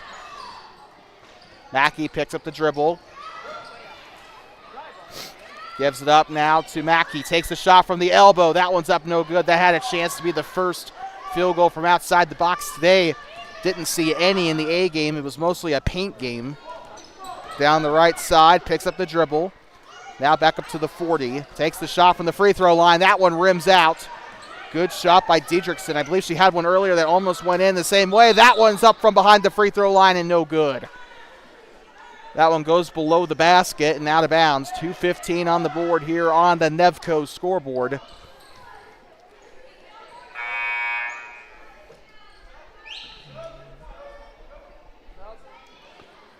And we got one checking in for the Bobcats. Looks to be the 22 of Jessie Moore, the 7th grader. Coming out of the game will be the 35 of Jenny Daramidi.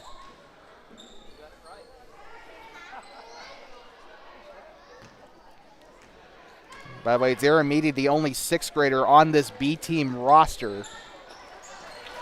And that one's tipped and stolen away. Down the left side, stops, takes the shot. That one's up, no good. Worley on the rebound for the Bobcats. She's got a few of those today so far.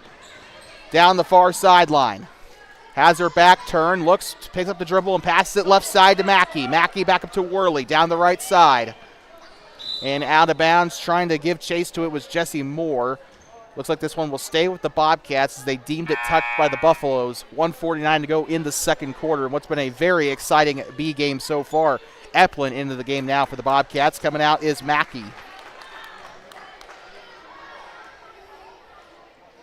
Gives up to the corner. That one's up, and I believe it was blocked. Worley on the offensive rebound, and she's in a little bit of trouble there. That will be a jump ball. Just kind of turtled there as she got the rebound. She was kind of surrounded by a lot of Buffaloes on that right block. 1:42 to go. Halftime coming up. What adjustments will both teams need to make here?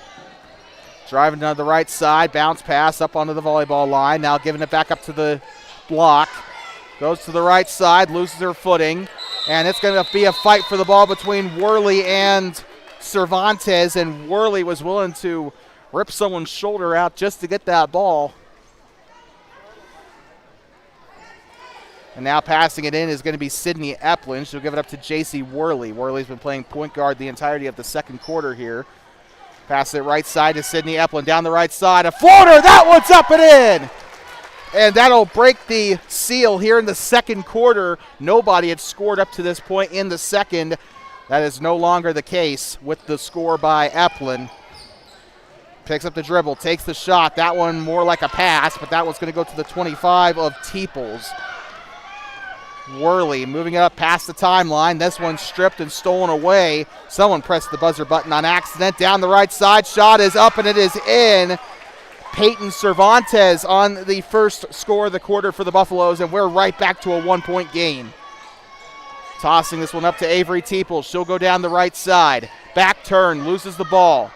And she'll start dribbling again. I feel like she probably should have just tried to shoot it there. And that will be a double dribble on Avery Teeples. 35.5 to go in the second quarter.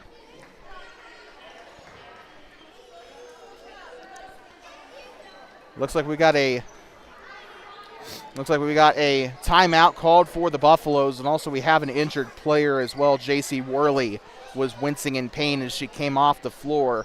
So Greybull will use their first timeout of the ball game, and we'll be right back from GMS here in just a moment. 6-5 is your score. Bobcats still lead here in the B game.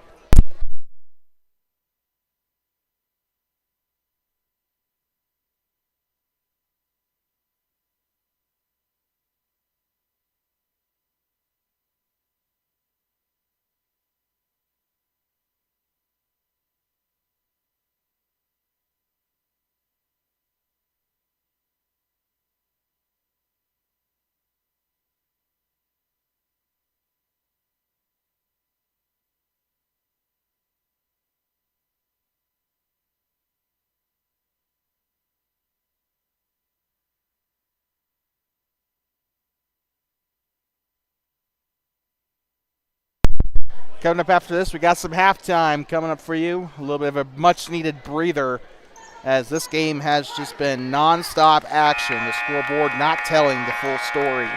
6-5 here in the second quarter. It's more like a lacrosse, well, I would say soccer, but I guess in high school soccer, I guess it would be a realistic score. More like a lacrosse score, though. 6-5 is your score. 34 seconds to go in the half. Moving to the left side. Picks up the dribble. Gives up behind her here to the 25 of Darle Rios. Ball is loose. Picked up. And here comes the 22 of Jesse Moore. Down the other end of the floor. Gets up underneath the basket. Shots up for Reagan Schaefer, and it's blocked. And a big breakaway down the left side. This one's tipped. Stolen away by Annabelle Wire. Trying to come down the other end of the floor. 8 seconds to go. Has to pass it. Schaefer to the middle. Passes it underneath to the 25. Teeples going to the right side. Passes it up. Shot is up and no good. Jesse Moore on the last shot of the half and could have got it to go there, but that was a little bit over the net. And with that, that will conclude the third quarter of action. And this game, not exactly the best game to watch if you have a heart condition. 6-5 score currently in favor of the Bobcats. And we will be right back in just a moment as we are heading into halftime. A much-needed breather for both the players on the floor and for me. We'll be right back in about 5 minutes or so for the start of the second half. Bobcats lead at half 6-5. We'll be back in just a moment.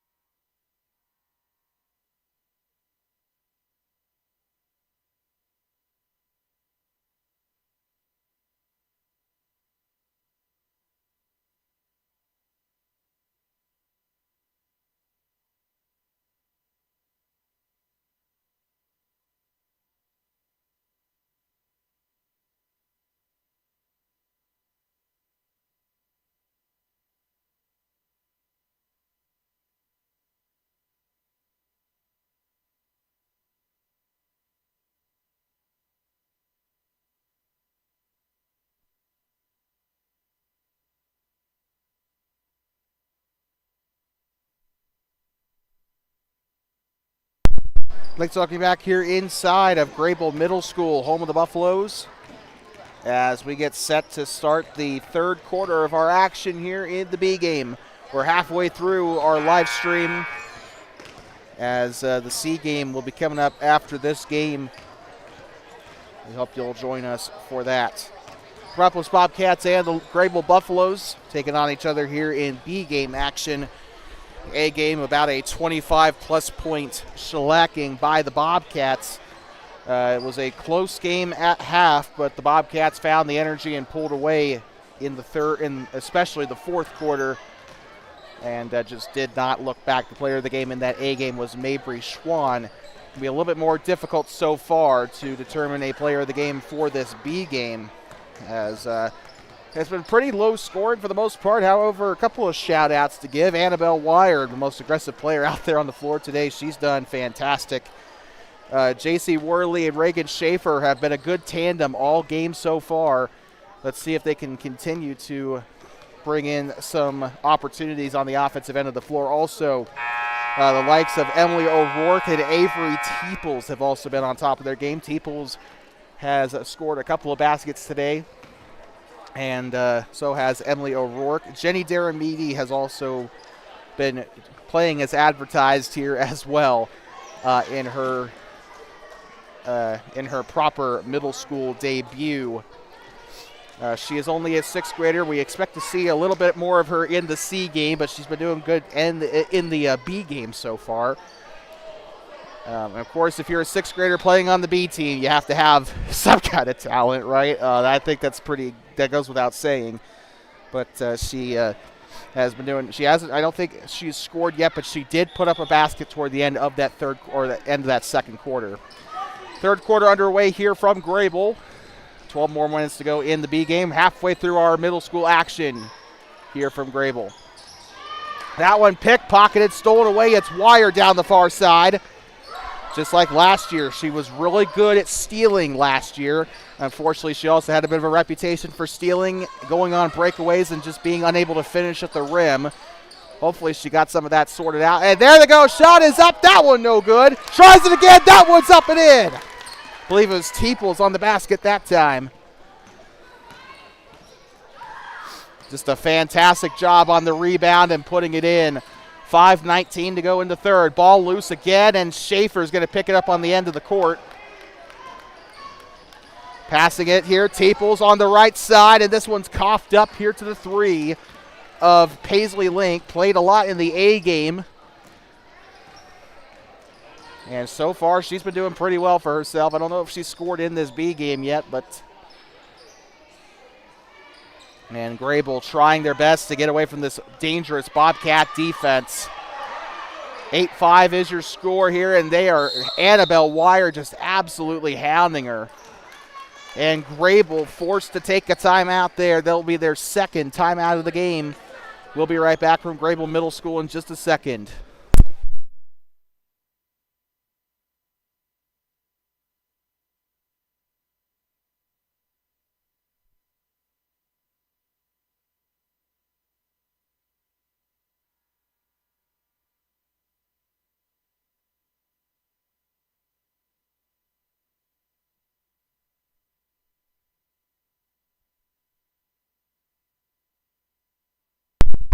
Thirty-second timeout for Greybull. We'd like to welcome you back here inside of Greybull Middle School, home of the Buffaloes. The first game of the season, middle school girls basketball on Two Basins Sports Network. If you'd like to sponsor us this year, we got about 15 more games coming up here in the middle school season. Call or text the number on your screen or get in contact with us via Facebook. You can also email us at twobasinssportsnetwork@gmail.com. And this one's stolen away down the far side. Schaefer passing it through the middle and trying to get it ripped away. That's going to be a jump ball. Last one to touch it there was Sydney Eplin. Looks like we got one checking in for Greybull. It'll be the 12 of Ruby Dalen. And again, that's another familiar name to us from last year when we were here for the last year. Big name from the C game. Shot is up. Can't get it to fall. Very good shot, though, for Annabelle Wire. She's tried a couple of those, and she has hit the rim. Just nothing's gone in yet. Definitely more of a defensive mastermind than anything. She was a bandit for the for the B team last year. Moving to her right side, trying to blow by the three of Schaefer, and a little bit of a collision there. We're going to say a push foul here.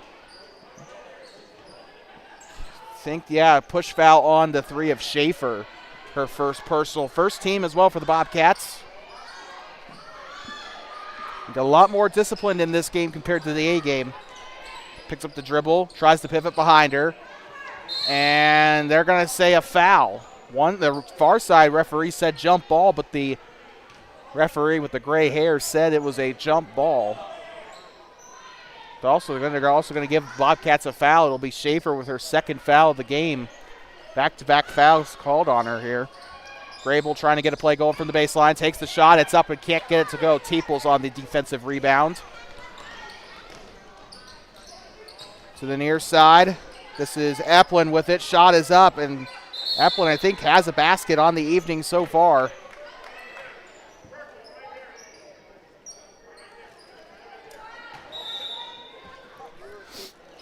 And on the baseline they go. And a timeout has been called again.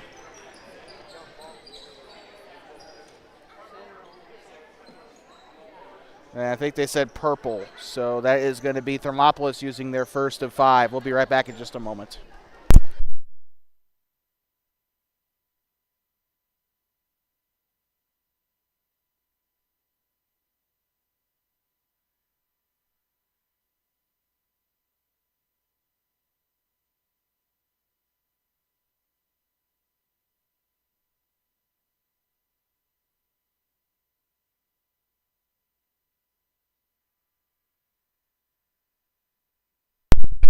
It was a 30-second timeout called for the Bobcats. We welcome you back here inside of Greybull Middle School.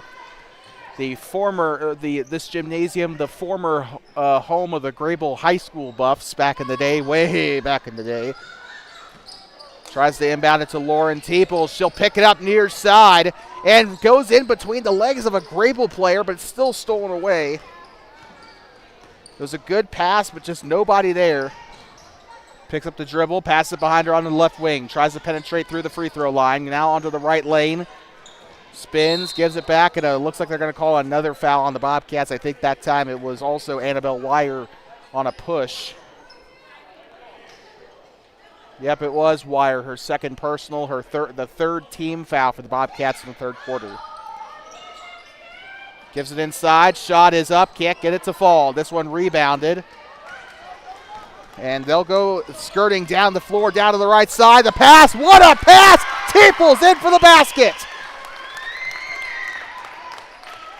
Teeples now with 6 points on the evening.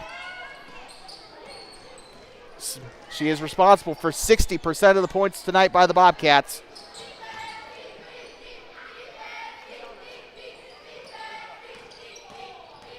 And Bobcat students making some noise behind the north basket. This one's stolen away. Eplin takes the shot for the elbow. It's up and it's in. 12-5. Bobcats running away with it here.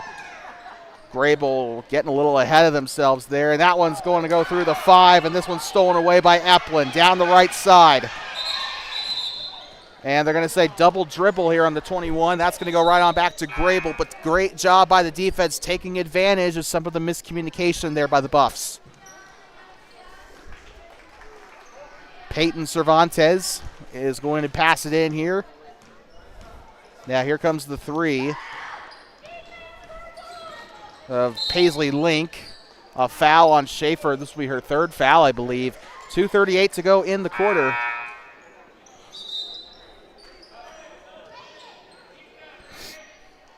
Now checking into the game, back in is J.C. Worley. Had a heck of a second quarter.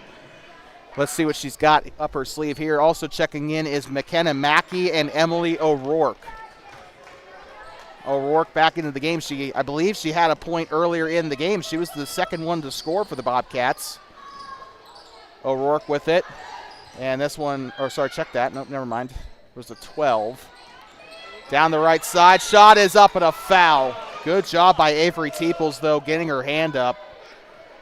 And Bobcats, I guess it's just kind of systemic. They've been playing great defense today. Not really much of a shock with the A team, but with this team, I'm really liking what I'm seeing on the defensive side of the ball. Also really making things work offensively now here in the third quarter. Now getting set to shoot will be the 22 of Peyton Cervantes. Shot is up, no good.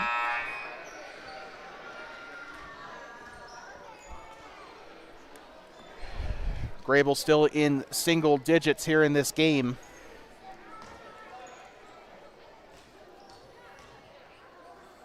Shot is up, can't get it to go. Rebounded by Teeples, Avery Teeples.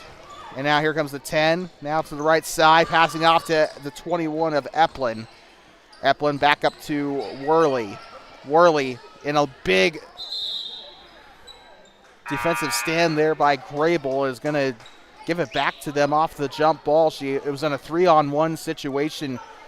They need to work. I feel like they need to work with. She's a really good player as is right now, but I think they need to work with her on trying to dispose of the ball when she's in a situation like that. She's just kind of cratering and drawing the jump ball. That's just going to give it right on back to Greybull in that situation. So they need to work with her on that, try and get her to give it out without also turning the ball over. That's the biggest challenge. Shot is up, and it is in on the basket, I believe, scored by the 40 of Emily Diedrichsen. Greybull will make it a little closer, 12-7. Down the right side of the floor, shot is up and a foul. So I think this will send the 21 of Eplin to the line to shoot two. I'm a big fan of how the Bobcats have been drawing these fouls here. Not so much the meaningless reach-ins, but they've been going to the basket and they've been drawing contact. And that's kind of how you secure those points. Just also give your men a little bit of a breather in the process. Shot is up for Eplin. That one's up and in. I think we've yet to see a free throw score by the Bobcats in this B game up until that point. By the way, I'm just going to say the inbounder definitely was over the line there when she did that, but I'm not going to speak further on that. Worley is going to get the steal down the middle. Down the right side, shot is up. Worley cannot get the basket, and that one's going to be rebounded by Ruby Dalen. Gives it up to the left side. And she was practically screaming at the top of her lungs for the ball there, Darle Rios. Passes it off to the right side there to Diedrichsen. She's going to get fouled. This one might be going back to Thermopolis.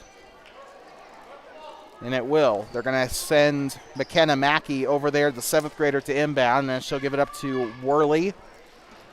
1:11 to go in the third quarter.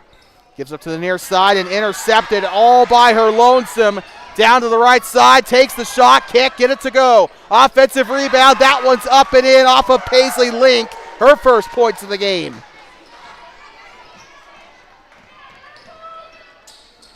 And Greybull starting to close the gap here. Down the right side, shot is up, way overcooked. Bobcats are going to need to settle themselves down here. They're going way too quickly, I feel like, in a lot of this, and a traveling violation by Link will gift the ball back to the Bobcats, but they need to keep possession. They need to make the most of their possessions here. And they've proven that they can be a scoring machine. Emily O'Rourke will pass it in for the Bobcats. Gets it in behind the timeline. Worley with it. She'll move to her right now, passes to her left. With the ball is McKenna Mackey. She'll give it off to Eplin to the right side. Takes the shot, lobs it up. It's up and it's in. 15 on the board now for the Bobcats. 25 seconds to go in the third.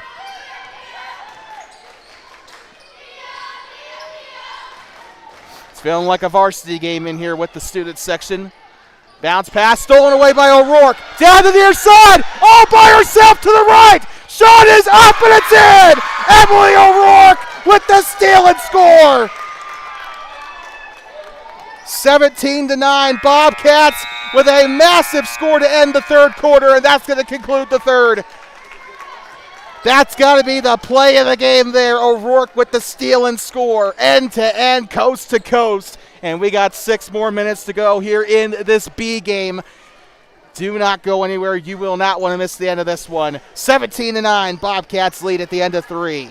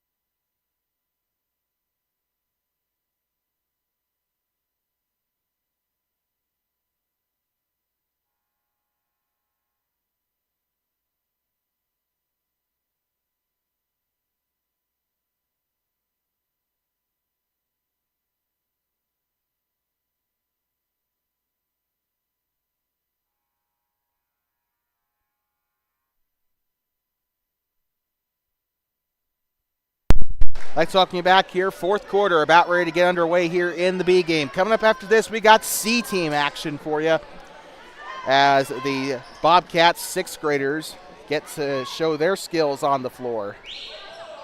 That's coming up next, right after this game here on Two Basins Sports Network.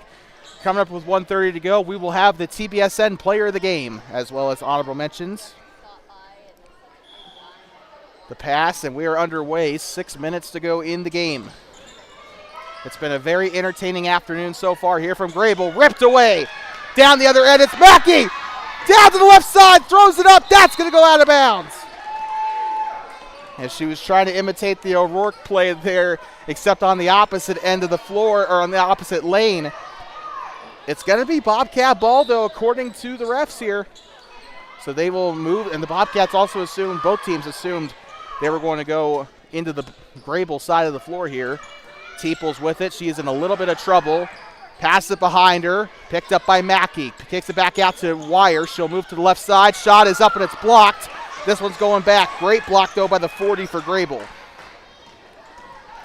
Down the right side. Bounce pass. Shot is up. Didrikson cannot get it to go. Offensive rebound for the 11, but a foul. A good job by Nora Thurr, the 7th grader, to get the rebound there for Greybull to try and get them back into a scoring chance. The foul was charged to the 3, I believe, of Reagan Schaefer, her 4th foul of the game. She's very close to disqualification. That was stolen away by Wire. Down the right side on the breakaway through the middle and loses control of the ball. Down the middle, and she unfortunately did that quite a bit last season as well. Got a lot of great steals. Looked like she was going to go coast to coast, and then just either got it off a bad dribble or wouldn't be able to score on the turnover. Wire on the shot. That one's up, no good. Shot up on the left side. Teeples on the O-reb. That one's up. That's no good. Mackey trying to go for the rebound. That one's going to go back up to Christina Lopez of the Greybull Buffaloes. Lopez hanging tight, giving herself a little bit of room. Lopez dancing all over the arc here. She'll give it inside, and this one's stolen away. Reagan Schaefer down the near side in transition. Tries to go for the pass. That one's stolen right back away by the 22 of Cervantes. Lopez with it on the right side, guarded by Mackey. And a fight for the ball between Mackey and Lopez. And I thought they were going to go into an all-out brawl there for a second. 4:34 to go in the game. Once again, one more time, C-team action coming up after this on TBSN. C-team dressed out and ready to go.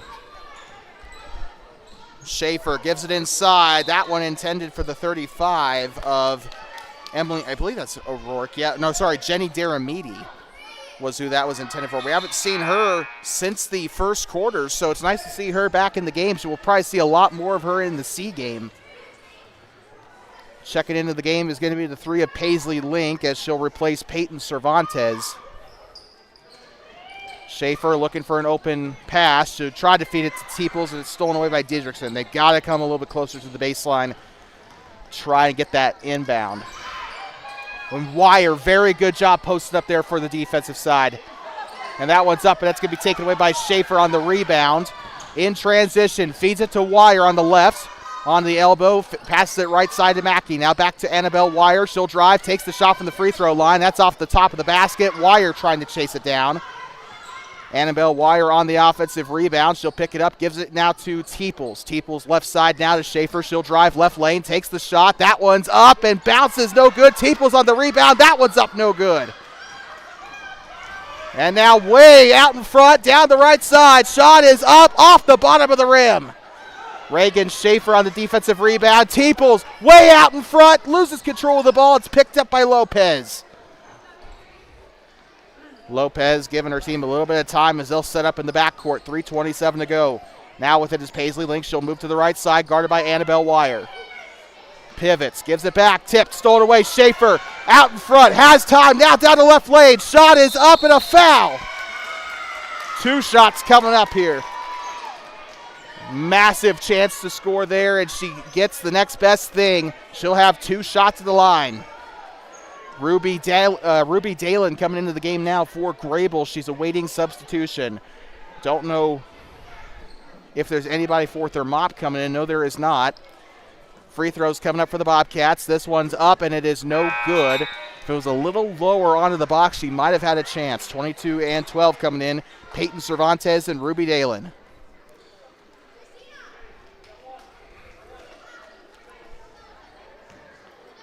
Once again, C team coming up right after this. Shot is up, and it is no good. In transition here, Greybull down the middle, had a little bit of a chance. Now kicks it back out to Paisley Link. On the elbow, picks up the dribble, and the pass, and that is going to be taken right on back. And now here comes O'Rourke down the right side. Daramidi. Shot is up, that is no good. Rebounded by Teeples. That's up, and it's in! Avery Teeples for 2. And if she doesn't have double-digit points, she's pretty dang close. That one's tipped, stored away. Wire down the left side, in the lane, takes the shot. It's up, no good. And that one's taken back here. Again, the 3 of Paisley Link. Bobcats have been very exciting here in this B game. A lot of defensive stops have turned into chances to score. And I think their transition game has definitely been a lot better than the A team here. And now checking into the game, a lot of people coming in, a wholesale sub. J.C. Worley coming in. Annabelle Wire is the only one out there on the floor that was there before the sub. As Sydney Eplin, Emily O'Rourke into the game as well. Passes it to the left side, way exposed, and I think had a block.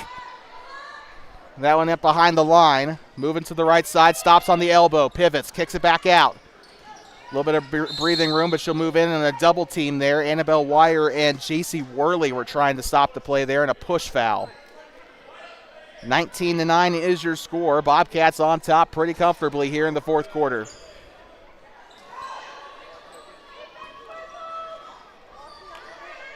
Passes it up to the right side.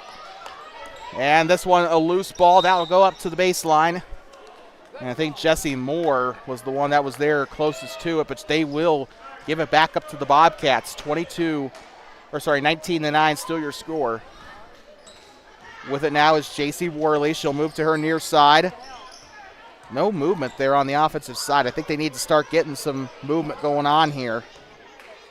Just standing around, and that's probably why Worley is not able to give it to anybody, because nobody is getting in position to where they can be open for a pass here. I think they need to work with them a little bit on that during the week following the Rocky Mountain game tomorrow. I think they need to work on that in practice, just get them a little bit, just get them moving. I think their spacing is fine. It's just that they are not getting open. They're just standing there expecting the ball to come to them there. 2 minutes to go here in this B game. C game coming up right after this. And that is Cervantes that had the ball there in a push.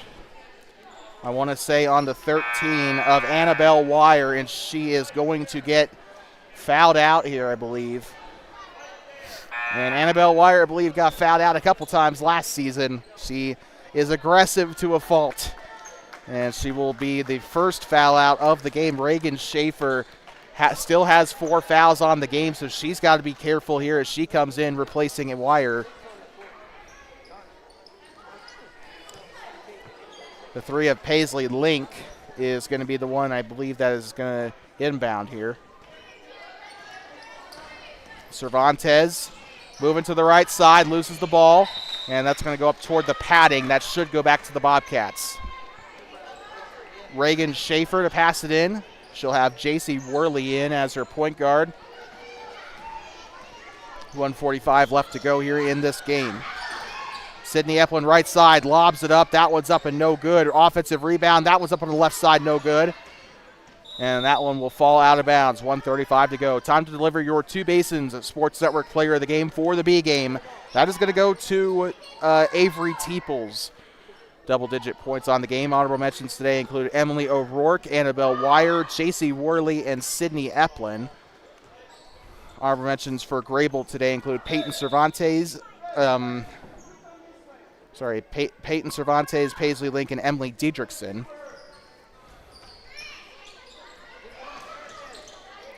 Shot is up from the right side. That one's up and in. I didn't see who it was. I think it might have been the 22 of Jessie Moore. 21-9. And this game is pretty much over for the Buffaloes here unless they can pull 11 points in the next 1 minute. Greybull still with possession here. He'll move to the left side. This is going to be Peyton Cervantes. Takes the shot from the elbow. That one's up and it's no good.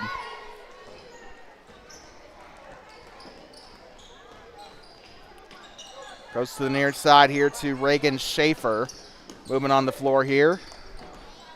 I believe this is Eplin down the right side. It's up off the side of the basket and out of bounds. Bit of an interesting basket design.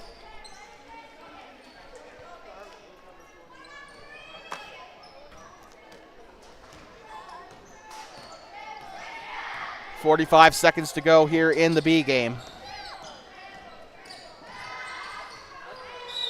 And out toward the basketball rack on the far side, up toward the boys' locker room.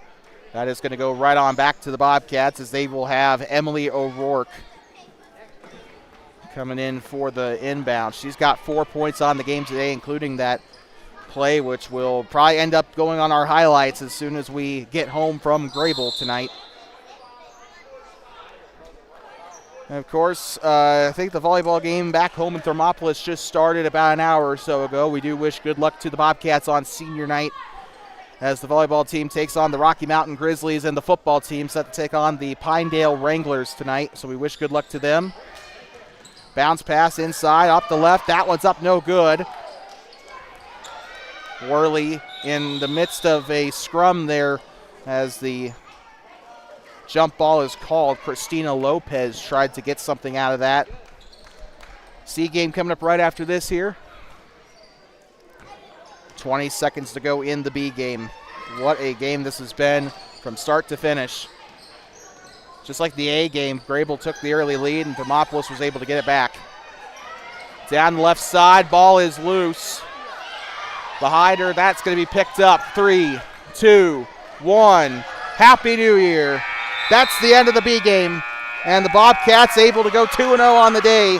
A team got a win and the B team able to finish it off. And so with that, 21-9, the final score in the B game. Of course, we'll be right back for the start of the C game in about 10 minutes or so. But of course, if that's all you're here for, please, or we thank you for stopping by. We hope to see you tomorrow morning against Rocky Mountain in an ABC contest. For everybody else, please stick around. We got C team action coming up for you right here on Two Basins Sports Network. The future of the Bobcats on the voice of the Bobcats. Final score of the B game: Bobcats 21, Buffaloes 9. We'll be back in about 5 minutes or so for the start of the C game.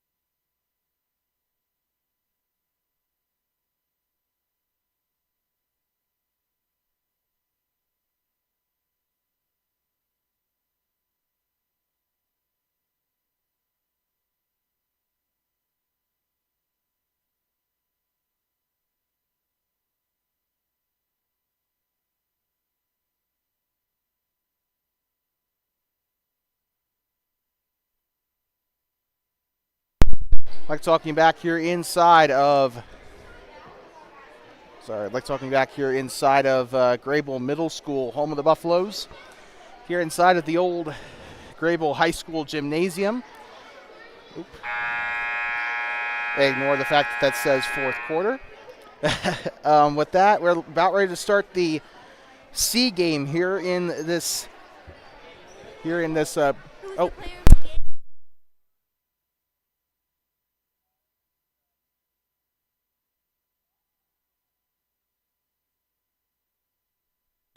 Sorry about that. The B team wanted to know who the player of the game was. It's kind of a tradition we kind of have at this point from last year, where they asked for who the player of the game was for their game, and it's awesome that they like to know that kind of thing. But anyway, yeah. Speaking of, while we're on the topic, player of the game for the A game, in case you missed it. Player of the A game was Mabry Schwann. Player of the game for the B game was Avery Teeples. Double-digit points in that B game. C game about ready to start, though.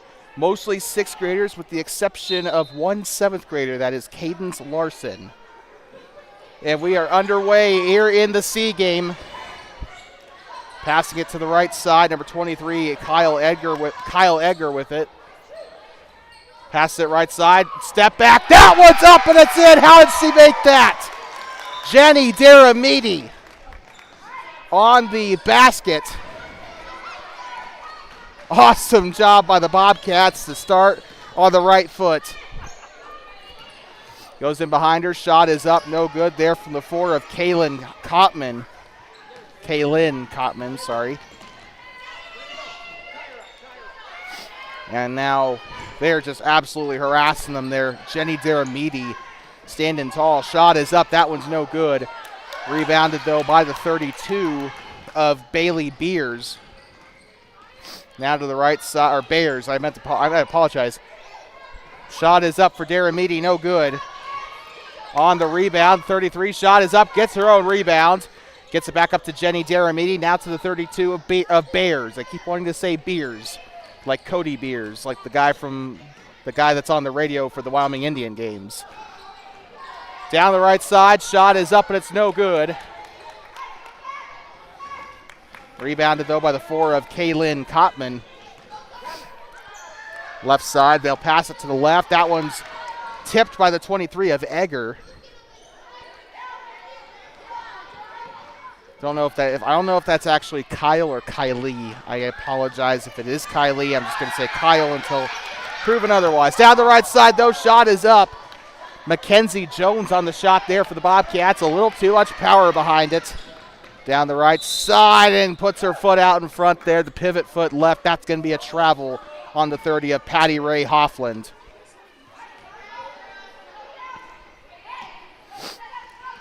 And they'll pass this one in.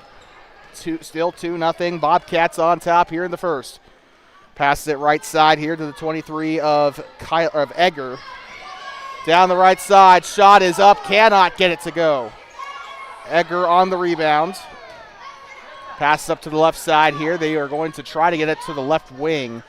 Cadence Larson, the seventh grader, intended on the pass there, but they'll give it back up to Jenny Daramidi. Down the right side, Daramidi did an entire semicircle to the basket, still couldn't get it to go. She still remains the queen of the scoreboard here in this game so far. And another traveling violation on Patty Ray Hoffland, the second time she's been called for that in this C game. Ryan Schaefer calling cowboy here, one of the plays that the Bobcats love to run at this level. Through the middle, now to the left side. Shot is up and cannot get it to go. Shot attempted by Jenny Daramidi. She'll try another one. That one goes in. 4 points on the day for JD.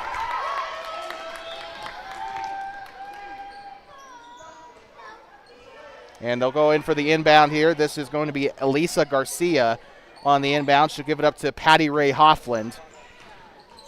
Hoffland with the jump stop. She'll go to the right side here. That one's tipped, stolen away, down the other end. And no good there off of Mackenzie Jones. That's the second time that she has stolen it and brought it down to the other side of the floor. Just a little too much on the cannon there. Gives it up to Hoffland. That's going to be my favorite name that I have ever seen is Patty Ray. That's like something straight out of the 70s. Something that sounds like a name that my grandma went to school with. Shot is up on the right side. That is up and no good. Which, given the age of this building, I guess is not quite out of the realm of not quite out of the realm of possibility. This one going back, Patty Ray Hoffland on the near side. Pivots. She's doing a really good job, though, keeping possession so far, though. It's just those couple of times where she just stood out in front. And it looks like 5 seconds closely guarded is going to be the call here. Good job by the 32 of Bailey Bears, keeping her arms up, just keeping on the defense there. 4-0, still your score. Just in case you're just tuning in, first quarter of the C game here. Exclusively 6th graders with 1 7th grader on the roster. Shot is up on the right side, no good. Rebounded by the 4 of Kaylin Hotman. And that one's stolen right back away by Bears. Bears wide open to Jenny Daramidi on the left side. Court Monster gets her. Takes the shot. That one was overcooked by Mackenzie Jones.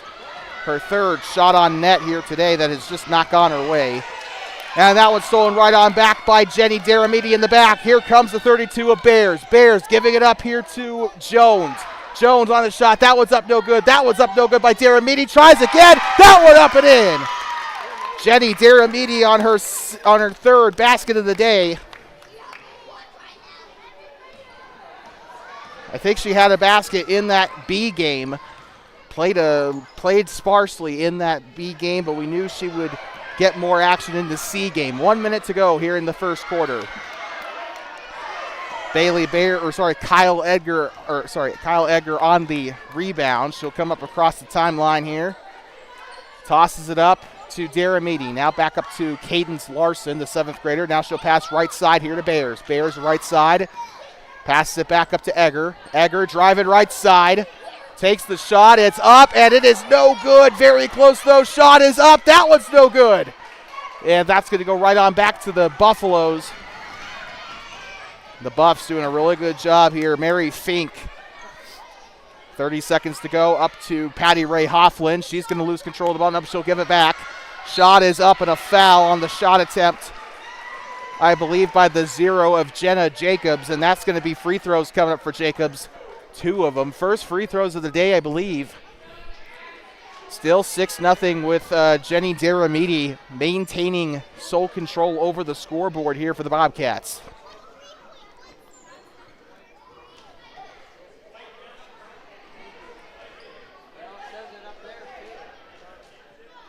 We got a couple subs that are looking to come in, I think, for the Bobcats. We got 3 down there using the sticky pad, whatever that is, to clean off their shoe, I assume. I don't know what that's actually used for. 2, 0, and 30.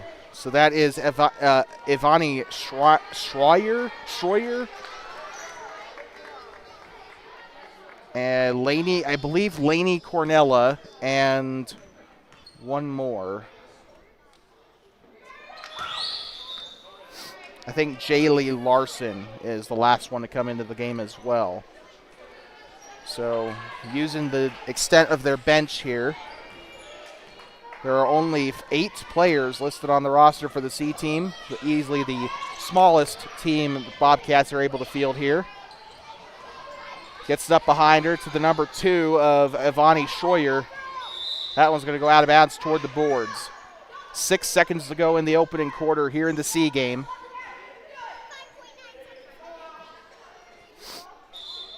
Now here comes the 2 of Eliza Garcia. Or sorry, check that. Nope, check that. Meant to say the 2 of Ivani Schroyer. She'll pass this one in. 5 seconds. Goes an easy lane to the basket. Shot is up, and it is in. Didn't see who it was. I think it was the 32 of Bailey Bayers in on the basket. 8-0 a lopsided soccer score here in the end of this first quarter as the Bobcats keep the goose egg on the board here for the Greybull Buffaloes. We'll be right back for the start of the second. It is 8-0 at the end of one. 6 minutes left on the board here in the half. Here from Greybull in just a moment.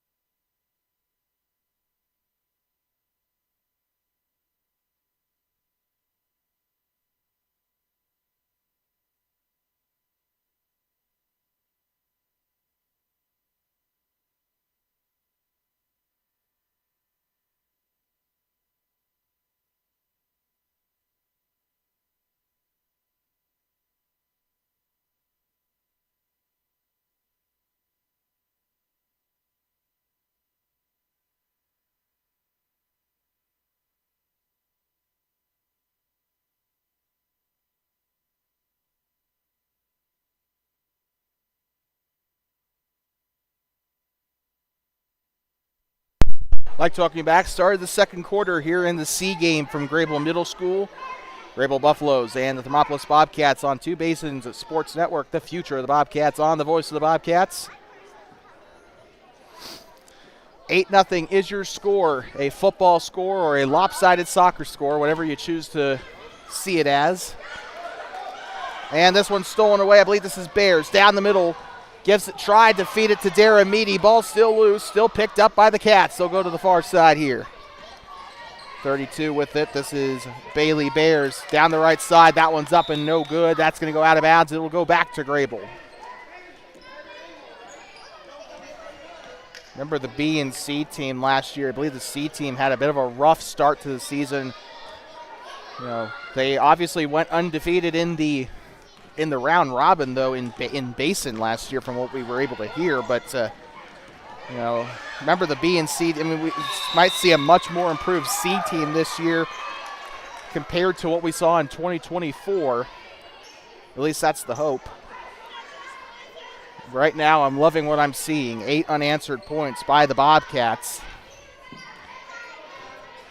Bailey Bears, far side here to the 0 of Laney Cornella. Cornella right around the outside, takes the shot, it's up and a foul.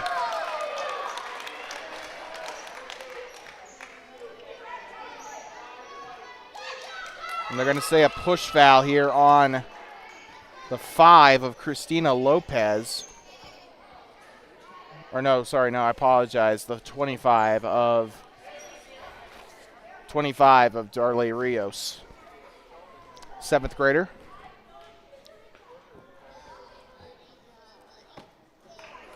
Shot is up and it's no good for Laney Cornella.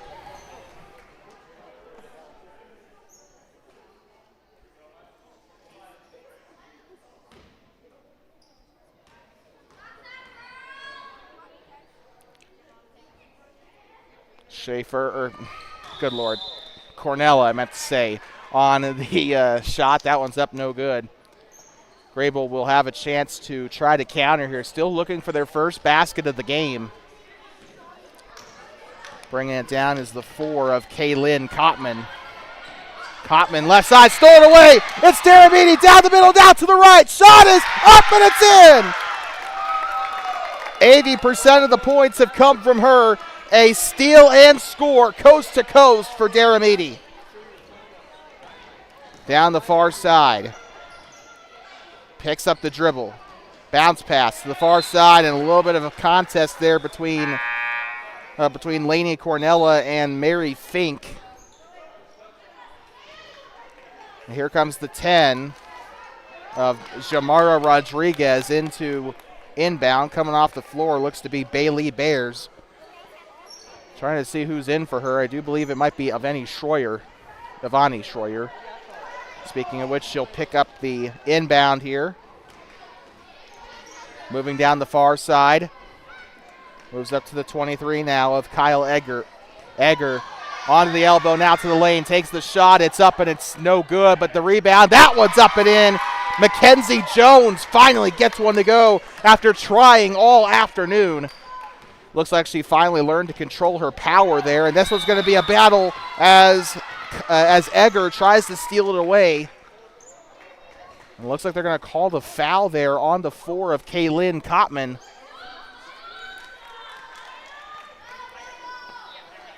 The 0 of Cornella, the 6th grader, will get ready to inbound here. Near side, up broadcast side toward the scorer's table. Now here comes the 23.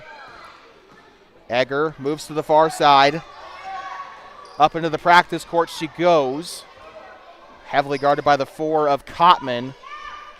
Still keeping control of the ball. She's got to get rid of it sometime, though. Schroyer. That one's up, no good. Rebounded by Larson. Larson kicks it back out to the 23 of Egger. Egger onto the free throw line. Wide open shot is up and kick, and it's a go. The shot taken by Jaylee Larson. And now here they go down the far side, down the left lane. Shots up and a foul. Kottman tried to go for the shot there. So Kottman will go to the line to shoot 2. 3:46 to go in the second quarter of this C game. I've been really impressed with the Bobcats' play up to this point. 12 unanswered points, but that might come to an end here.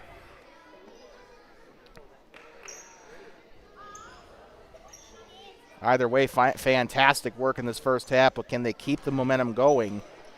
Even better, can they bring this energy into the game against Rocky tomorrow morning? And now checking into the game looks to be the 1 of Cadence Larson, the 7th grader, back into the game. And looks like also checking in will be Allie Everett and Patty Ray Hoffland. And soon, Patty Ray not able to come in. Yeah, I think she might be coming in for Kottman. Shot is up, and it is no good. Rebounded by the 33 of Jones. Been impressed with Mackenzie Jones tonight. She's tried a lot of shots tonight, and that one goes over the head of Larson and out of bounds. Cadence Larson was the intended target for that one. And now Patty Ray coming into the game. Hoffland will be inbounding for the Buffaloes. Like I said, sounds like someone my grandma would have went to school with.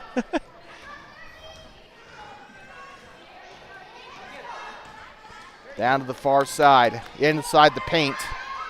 And that one almost stolen away there. That was the 30 of Jaylee Larson that had her hand on it there.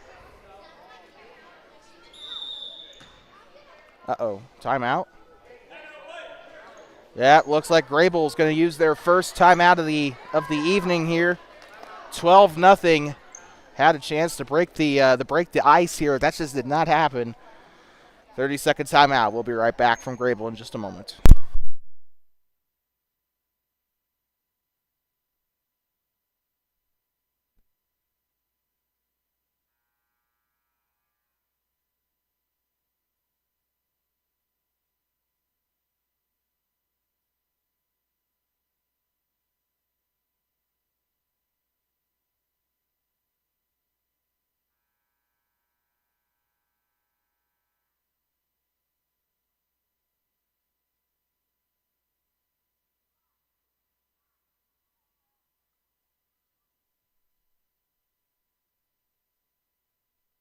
Like talking back here inside of Greybull Middle School. Just a reminder, if you'd like to sponsor us here and help guarantee these live streams here for the middle school girls, we got 16 of these lined up, not including the conference tournament, by the way.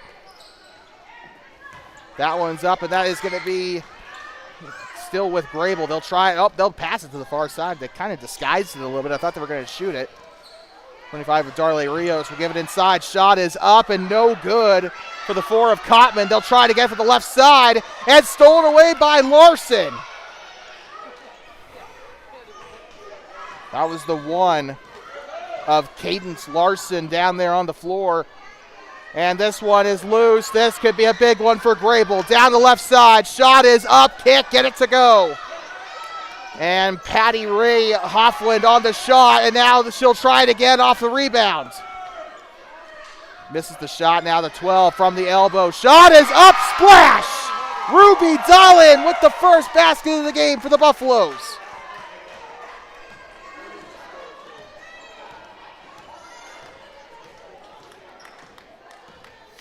23 with it now. She'll move around past Hoffland, now to the free throw line, double team. That one's loose and stolen away. And Greybull with a chance to score. That one's up and overcooked. Shot is up from the hook. That's up no good. And fighting to the floor there. They'll just get this one. Gets it sitting down. That one's up no good. Hoffland tries to go for the rebound. That one's stolen back by the 33 of Mackenzie Jones. Loose ball on the far side. Sorry about the camera work. The 30 of Jaylee Larson. She'll give it back up to the 23 of Egger. Egger on the head of the Buffalo. She'll move right side, picks it up, now spits it out to Schroyer. Schroyer from the side, that's up no good. And out of bounds. 12-2. Greybull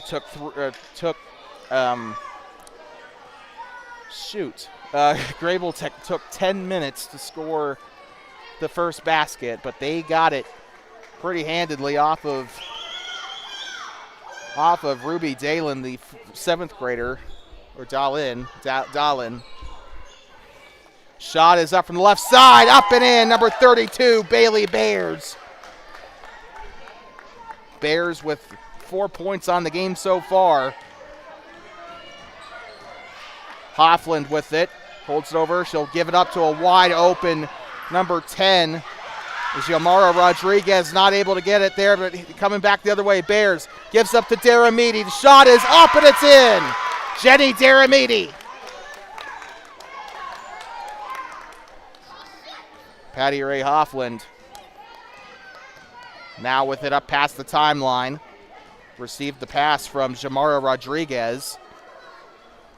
Gives it up inside there to the 14 of Allie Averett, and that is going to be a whistle down there on the floor. It looks like this will stay with Greybull, but we got a sub coming in. It is Mary Fink into the game now for the Buffaloes.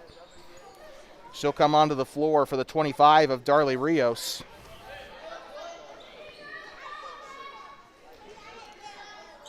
Gives it inside to Hoffland. Hoffland looking for an open option. Gets up to the right side, retreats the block, takes the jump shot. It's up and it's no good. Darlene, that one's up on the left side, up and in. I think that might have been off of Hoffland. Darlene broke the ice, and I think that was Hoffland that got the latest basket. Still divided by 4 here on the scoreboard. Larson feeds it up underneath. And they'll give it up to the right side. It's up and it's in. Daramidi again for 2. She has scored all but 6 points in this game, I believe. Either 6 or 8. It's definitely not been a fair split. Hoffland gets it up underneath to Xiomara Rodriguez. The shot is up, no good off the right side. Gets her own rebound. Misses, and this one's going to go right on back. Bears on the rebound, down the far side. And she's got room. The shot is up and no good. And I think, judging by the referee's hand signal, probably wouldn't have counted even if it did go in. With that being said, the Bobcats on fire here to start this C game through the first 2 quarters. It is 18-4. We'll be right back in about 5 minutes or so for the start of the second quarter, or start of the third quarter. The Thermopolis Bobcats lead the Greybull Buffaloes 18-4 at the half. We'll be right back. You are watching middle school girls basketball on TBSN. It's the C game. We'll be back in 5 minutes.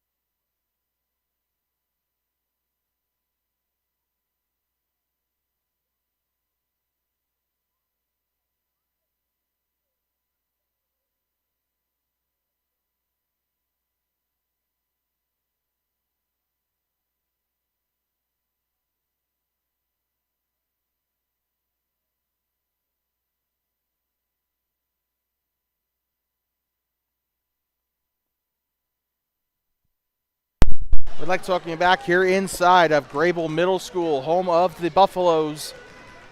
Halftime here about to come to an end in literally 5 seconds. Well, the Bobcats having a beautiful time here on the road. The A team absolutely demolished the Buffaloes. The B team absolutely demolished the Buffaloes. And now the C team definitely demolishing the Buffaloes here. It's been a great day for Thermopolis Middle School basketball. And best part is these two teams are going to have to face off each other again at Donald T. Simpson Gymnasium, I think in November. So these two teams are going to meet again and no doubt are going to meet in the conference tournament. Well, I guess not the B and C teams, but yeah, you know what? Round robin. They'll probably meet in the round robin, I guess. That could probably be the thing there. But 6 minutes put back up on the board. 12 minutes to go on our action here today from Greybull Middle School. Tomorrow we'll be right back up and at them in the morning from Donald T. Simpson Gymnasium on the campus of Thermopolis Middle School as the Bobcats take on the Grizzlies of Rocky Mountain Middle School, or I guess the Rocky Mountain Schools. Part of that home and away series. It'll be a really exciting thing. We get to go to some new locations we've never been to before. One I'm really looking forward to. The Bobcats will have to go on the road against Ten Sleep. So it'll be my first time ever seeing the new school. I've been looking forward to that for a very long time. And then we also get to go to another place that I forgot.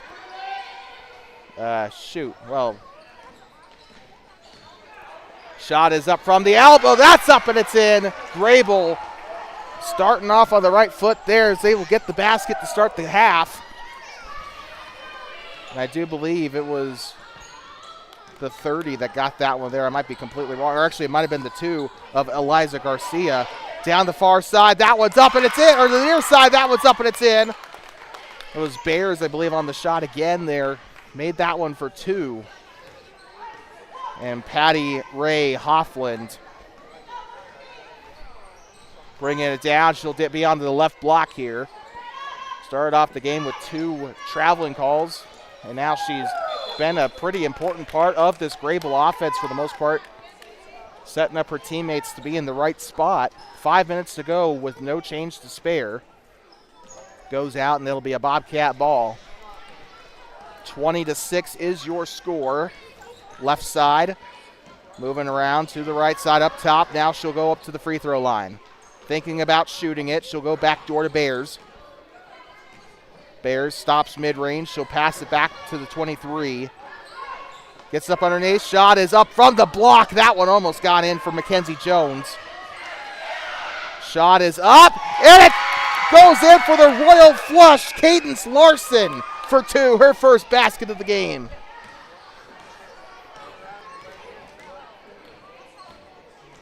That was a beautiful shot there by Larson. And now Hoffland gives it on back to the 1 of Fink.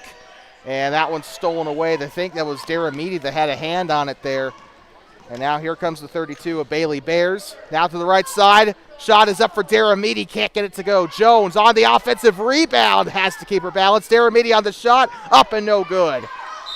And it'll be a battle for the ball down there as the 0 and the 23 were down there. Jenna Jacobs and Egger were down there for trying to battle for the possession, and now the Bobcats will keep it. Giving it inside. Egger moving to the right side. Takes the shot from the line. It's up and it's in. Cha-ching! Egger for 2 on the bank shot. Something happened on the inbound there for the Buffaloes. They're calling them back. 3:43 to go. Patty Ray Hoffland past the timeline. Runs into a brick wall there. She'll keep going up toward the sideline. Down to the right side. Gets it up. This one's taken, stolen away by Mackenzie Jones. On the breakaway, down the left side. Takes the shot. It's up, no good. Daramidi tried to go for the rebound there, but it's taken by Mary Fink. Fink down the far sideline, guarded by Bears. This one's stolen away, a tip and steal. Bailey Bears, and now it's tied up on the far side toward the practice court. It'll be a jump ball. Now checking into the game is going to be Lainey Cornella as well as Cadence Larson. Check that. Ivani Schroyer and also Jay Lee Larson checking into the game.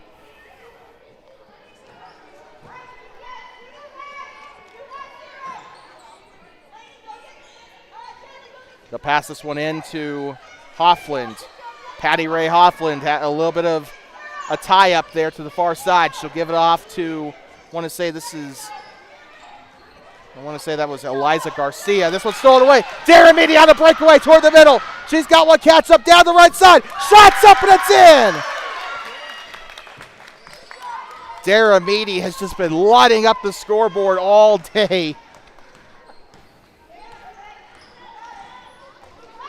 Down the left side, Patty Ray Hoffland. That one's up in a foul.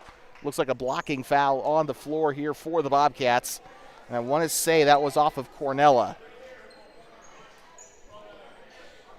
Greybull will get to keep the possession as they'll call Eliza Garcia to the baseline to throw it in. Hoffland with it on the left side. Swings the ball, goes right side. It's tipped by Jones. Check that actually by Larson. I apologize.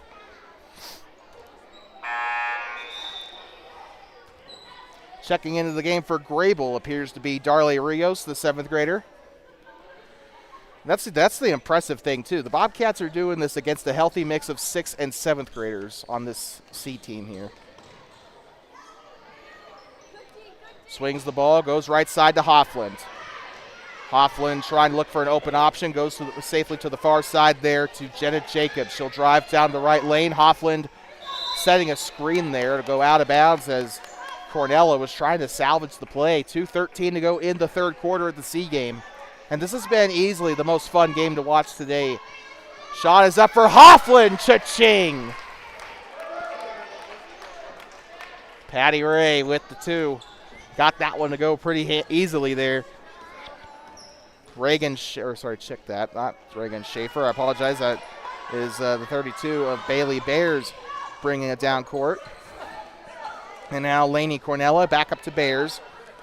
Bears being hounded by Hoffland. She'll move to the right side on the block. That one's up no good, but the rebound, that one's up and in. I think that was the 30 of Jay Lee Larson on the score there for the Bobcats. Patty Ray Hoffland passes it up in front of her, now going up behind to the 2 of Eliza Garcia. Garcia to Hoffland. Hoffland swings, looking for a shot. That one's up, can't get it to go. Good try by Hoffland, though. This one's stolen away. Cornella down to the other end, up through the middle. It can't get it to go. And looking frustrated there.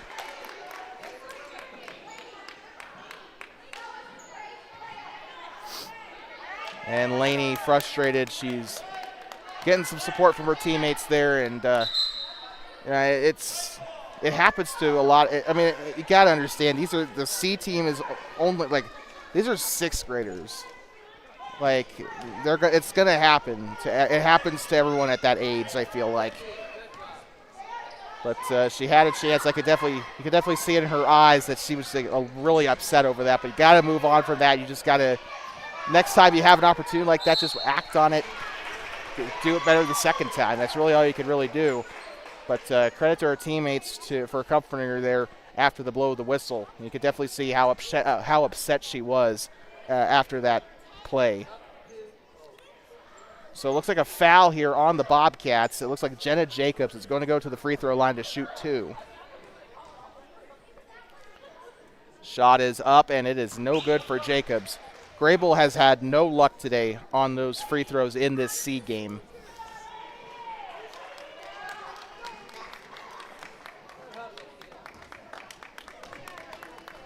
Now here comes Jacobs. Shot is up, and it is no good.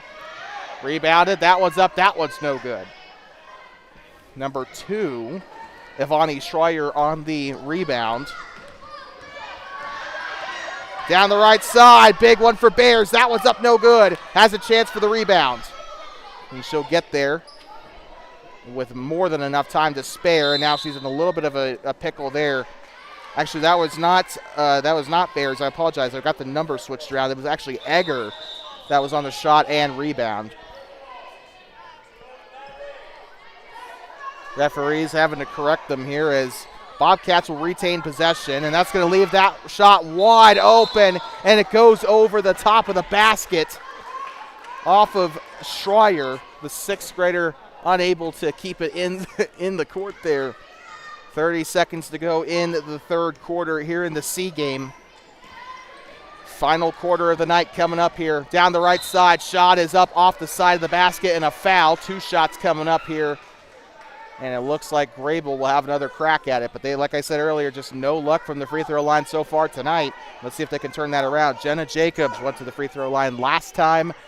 She's going to the free throw line again this time.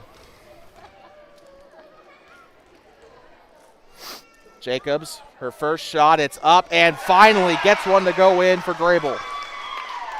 By the way, we forgot to score Thermopolis on our scoreboard. It is actually 28-9. We apologize. Shot is up and misses. And trying to go for the rebound, the O-Reb by the 0 of Jenna Jacobs. Takes the shot off the left side. That's going to be no good for the 25 of Rios. 15 seconds to go in the third. Getting ready to inbound will be Jamara Rodriguez.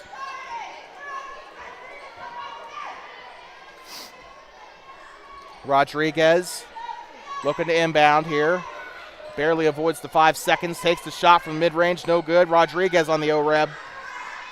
Takes that one from far out. 8 seconds to go on the shot clock here. That's going to go out toward the far side. 3, 2, 1. Happy New Year. Not going to get a shot off, and that's going to conclude the third quarter. 28-9 here in the third. The Greybull Buffaloes struggling mightily here in the C game. We'll be right back in just a moment here from southern Bighorn County here in northern Wyoming. 6 minutes to go here in our action tonight. You're watching middle school girls basketball on Two Basins Sports Network, the voice of the Bobcats.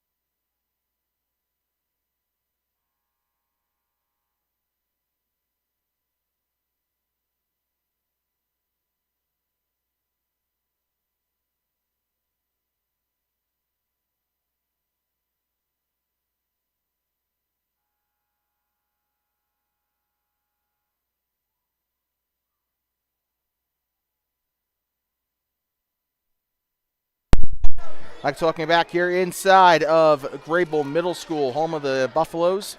28-9 is your score. Fourth quarter about ready to get underway here in this one.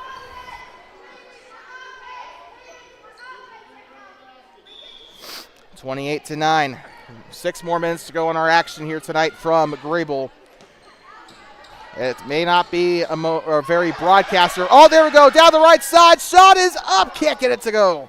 Offensive rebound, though, for Bears. She's trying to feed it back to Larson.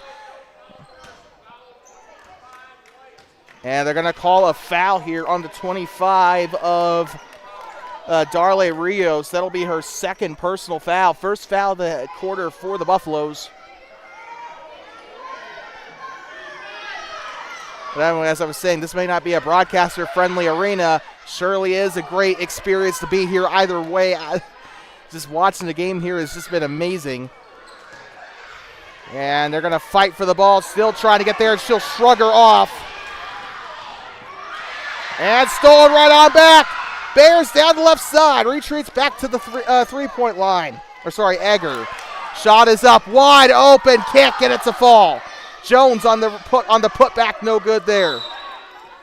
And another foul. This one going to be on the baseline here. Mackenzie Jones getting ready to inbound the ball here for the Bobcats. Down the left side, that one's up and a foul as Ivani Schreier tries to go for the shot there. That one rolls out into the school hallway, and that'll be free throws coming up for the Bobcats.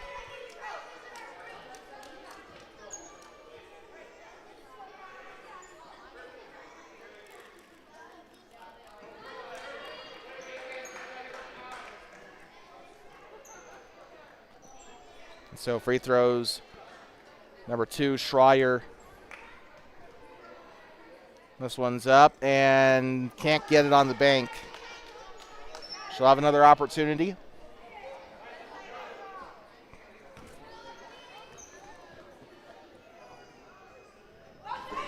Shot is up and gets it to go.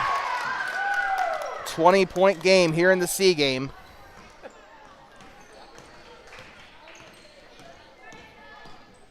Down the right side, here comes the 12 of Ruby Dahlin. Now to the 10 of Rodriguez. Takes a shot. It's up. It's no good. 5 minutes to go in the game. This one's tipped out of bounds. And we got a lot of people coming in, including the 30 of Patty Ray Hoffland, but also 32, 00, and 35. Bailey Bears, Jenny Daramidi, and Lainey Cornella now onto the floor for the Bobcats. Takes the shot from the right side. That one's up no good. Rebounded, though, by Jamara Rodriguez, the 7th grader. Now feeds it up to the 12 of Ruby Dahlin. Takes the shot. It's up and it's in. Dahlin scored the first points of the game for Greybull. Now she's scored the 11th.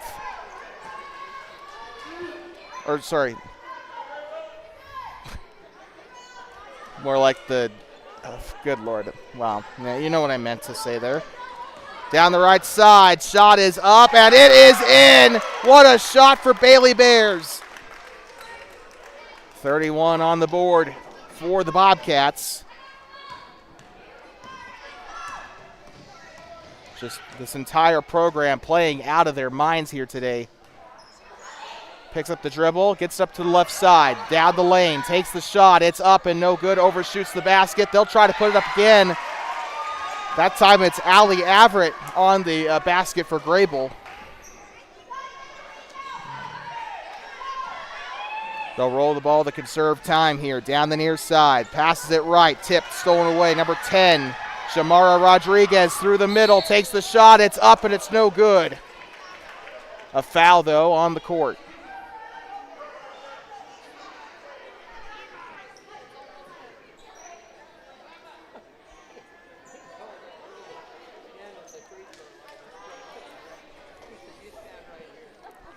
Shamara Rodriguez up to take the free throws here for Greybull.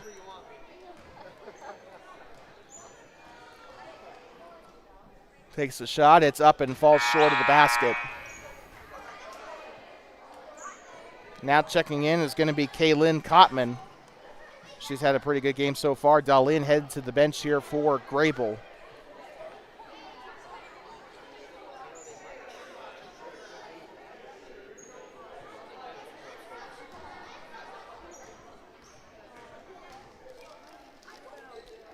Takes the shot and we got a whistle.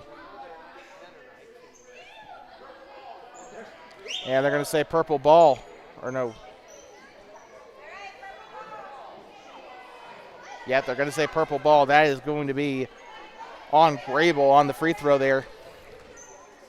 Number 30, Jaylee Larson will pass it in here to Bailey Bears, who has just had an incredible game so far. Step through the middle, takes the shot, and that is going to rim out. Daramidi on the rebound. Bears will try again. It will tip itself in. 33-13. Still 20 points on the board here between the two teams. Picks up the dribble. Looks to pass left side to Patty Ray Hoffland. Taking the shot from the right side. It's up and no good there for Averett. Bobcats on the rebound. It is Ivani Schreier. Down the right side. Takes the shot. It's up off the backboard. No good. Hoffland on the rebound. Hoffland through traffic. Picks up the dribble. Gives it on back. Picks up the dribble. Swings. Trying to get out of there. Passes left side. Garcia with it. Back turn to the defender. Passes up to Hoffland on the elbow. Now toward the wing. Passes it right side. And loses a little control of it there. I think it was tipped away by Cornella, but she maintains control, and at least enough control. That's going to be picked up down the other side. Here comes Schreier down the middle to the right. Shot is up. Can't get it to go. Deramiti on the putback. That one's no good. Jump ball there as Bears and Hoffland were trying to battle for it. Now checking in. 33 and 32. This appears to be Mackenzie Jones and Bailey Bears. Or sorry, check that. 33 and 23, I think I meant to say there. Egger and Jones is what I meant to say. Bears was already into the contest here. 2-minute warning here in the fourth quarter. Getting close to delivering our Two Basins Sports Network Player of the Game. And this one a pretty easy choice as well. This one tipped, stolen away. Jones down the far side, transitions to the middle. Onto the block she goes in a double dribble. 1:51 to go in the game.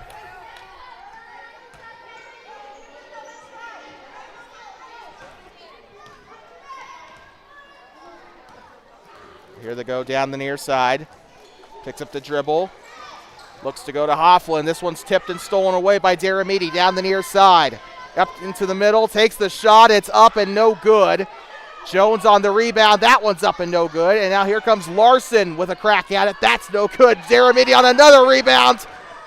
That's going to go out of bounds and back to Greybull. 1:27 to go. We got a sub. Coming onto the floor is Mary Fink and Jenna Jacobs. Time to deliver your Two Basins Sports Network Player of the Game, and I think it's pretty obvious who that's going to be. Jenny Deramiti is your Player of the Game for this C game. Honorable mentions today include Bailey Bears, Mackenzie Jones, Kyle Egger, and, of course, Cadence Larson. I feel like deserves some credit as well. Honorable mentions for Greybull today include the likes of Jenna Jacobs as well as Patty Ray Hoffland, and I also feel like Darla Rios deserves some credit too. Shot is up and it is in. Didn't quite see who had the basket that time for the Bobcats. 35-13. It's about as many points as the A-team was able to score. Double dribble for the Buffaloes on Mary Fink. Check that. It was actually on Kaylin Kottman.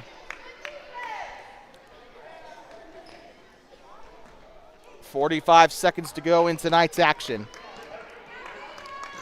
Bobcats will be at home tomorrow morning to take on the Rocky Mountain Grizzlies in their home portion of that home and away series. Driving through onto the elbow, takes the shot, it's up, and she gets it to go! What a shot there by Egger, and she'll also go to the line for an extra one in case that wasn't enough. 30 seconds with no change. A fantastic performance today by the entire Thermopolis Middle School basketball program. A team, B team, and C team all showed up and showed out despite the 1-hour bus ride. And it'll be probably a lot of it'll be a mixture of celebration by the time they get to Basin, and then they'll probably be passed out by the time they get to Manderson.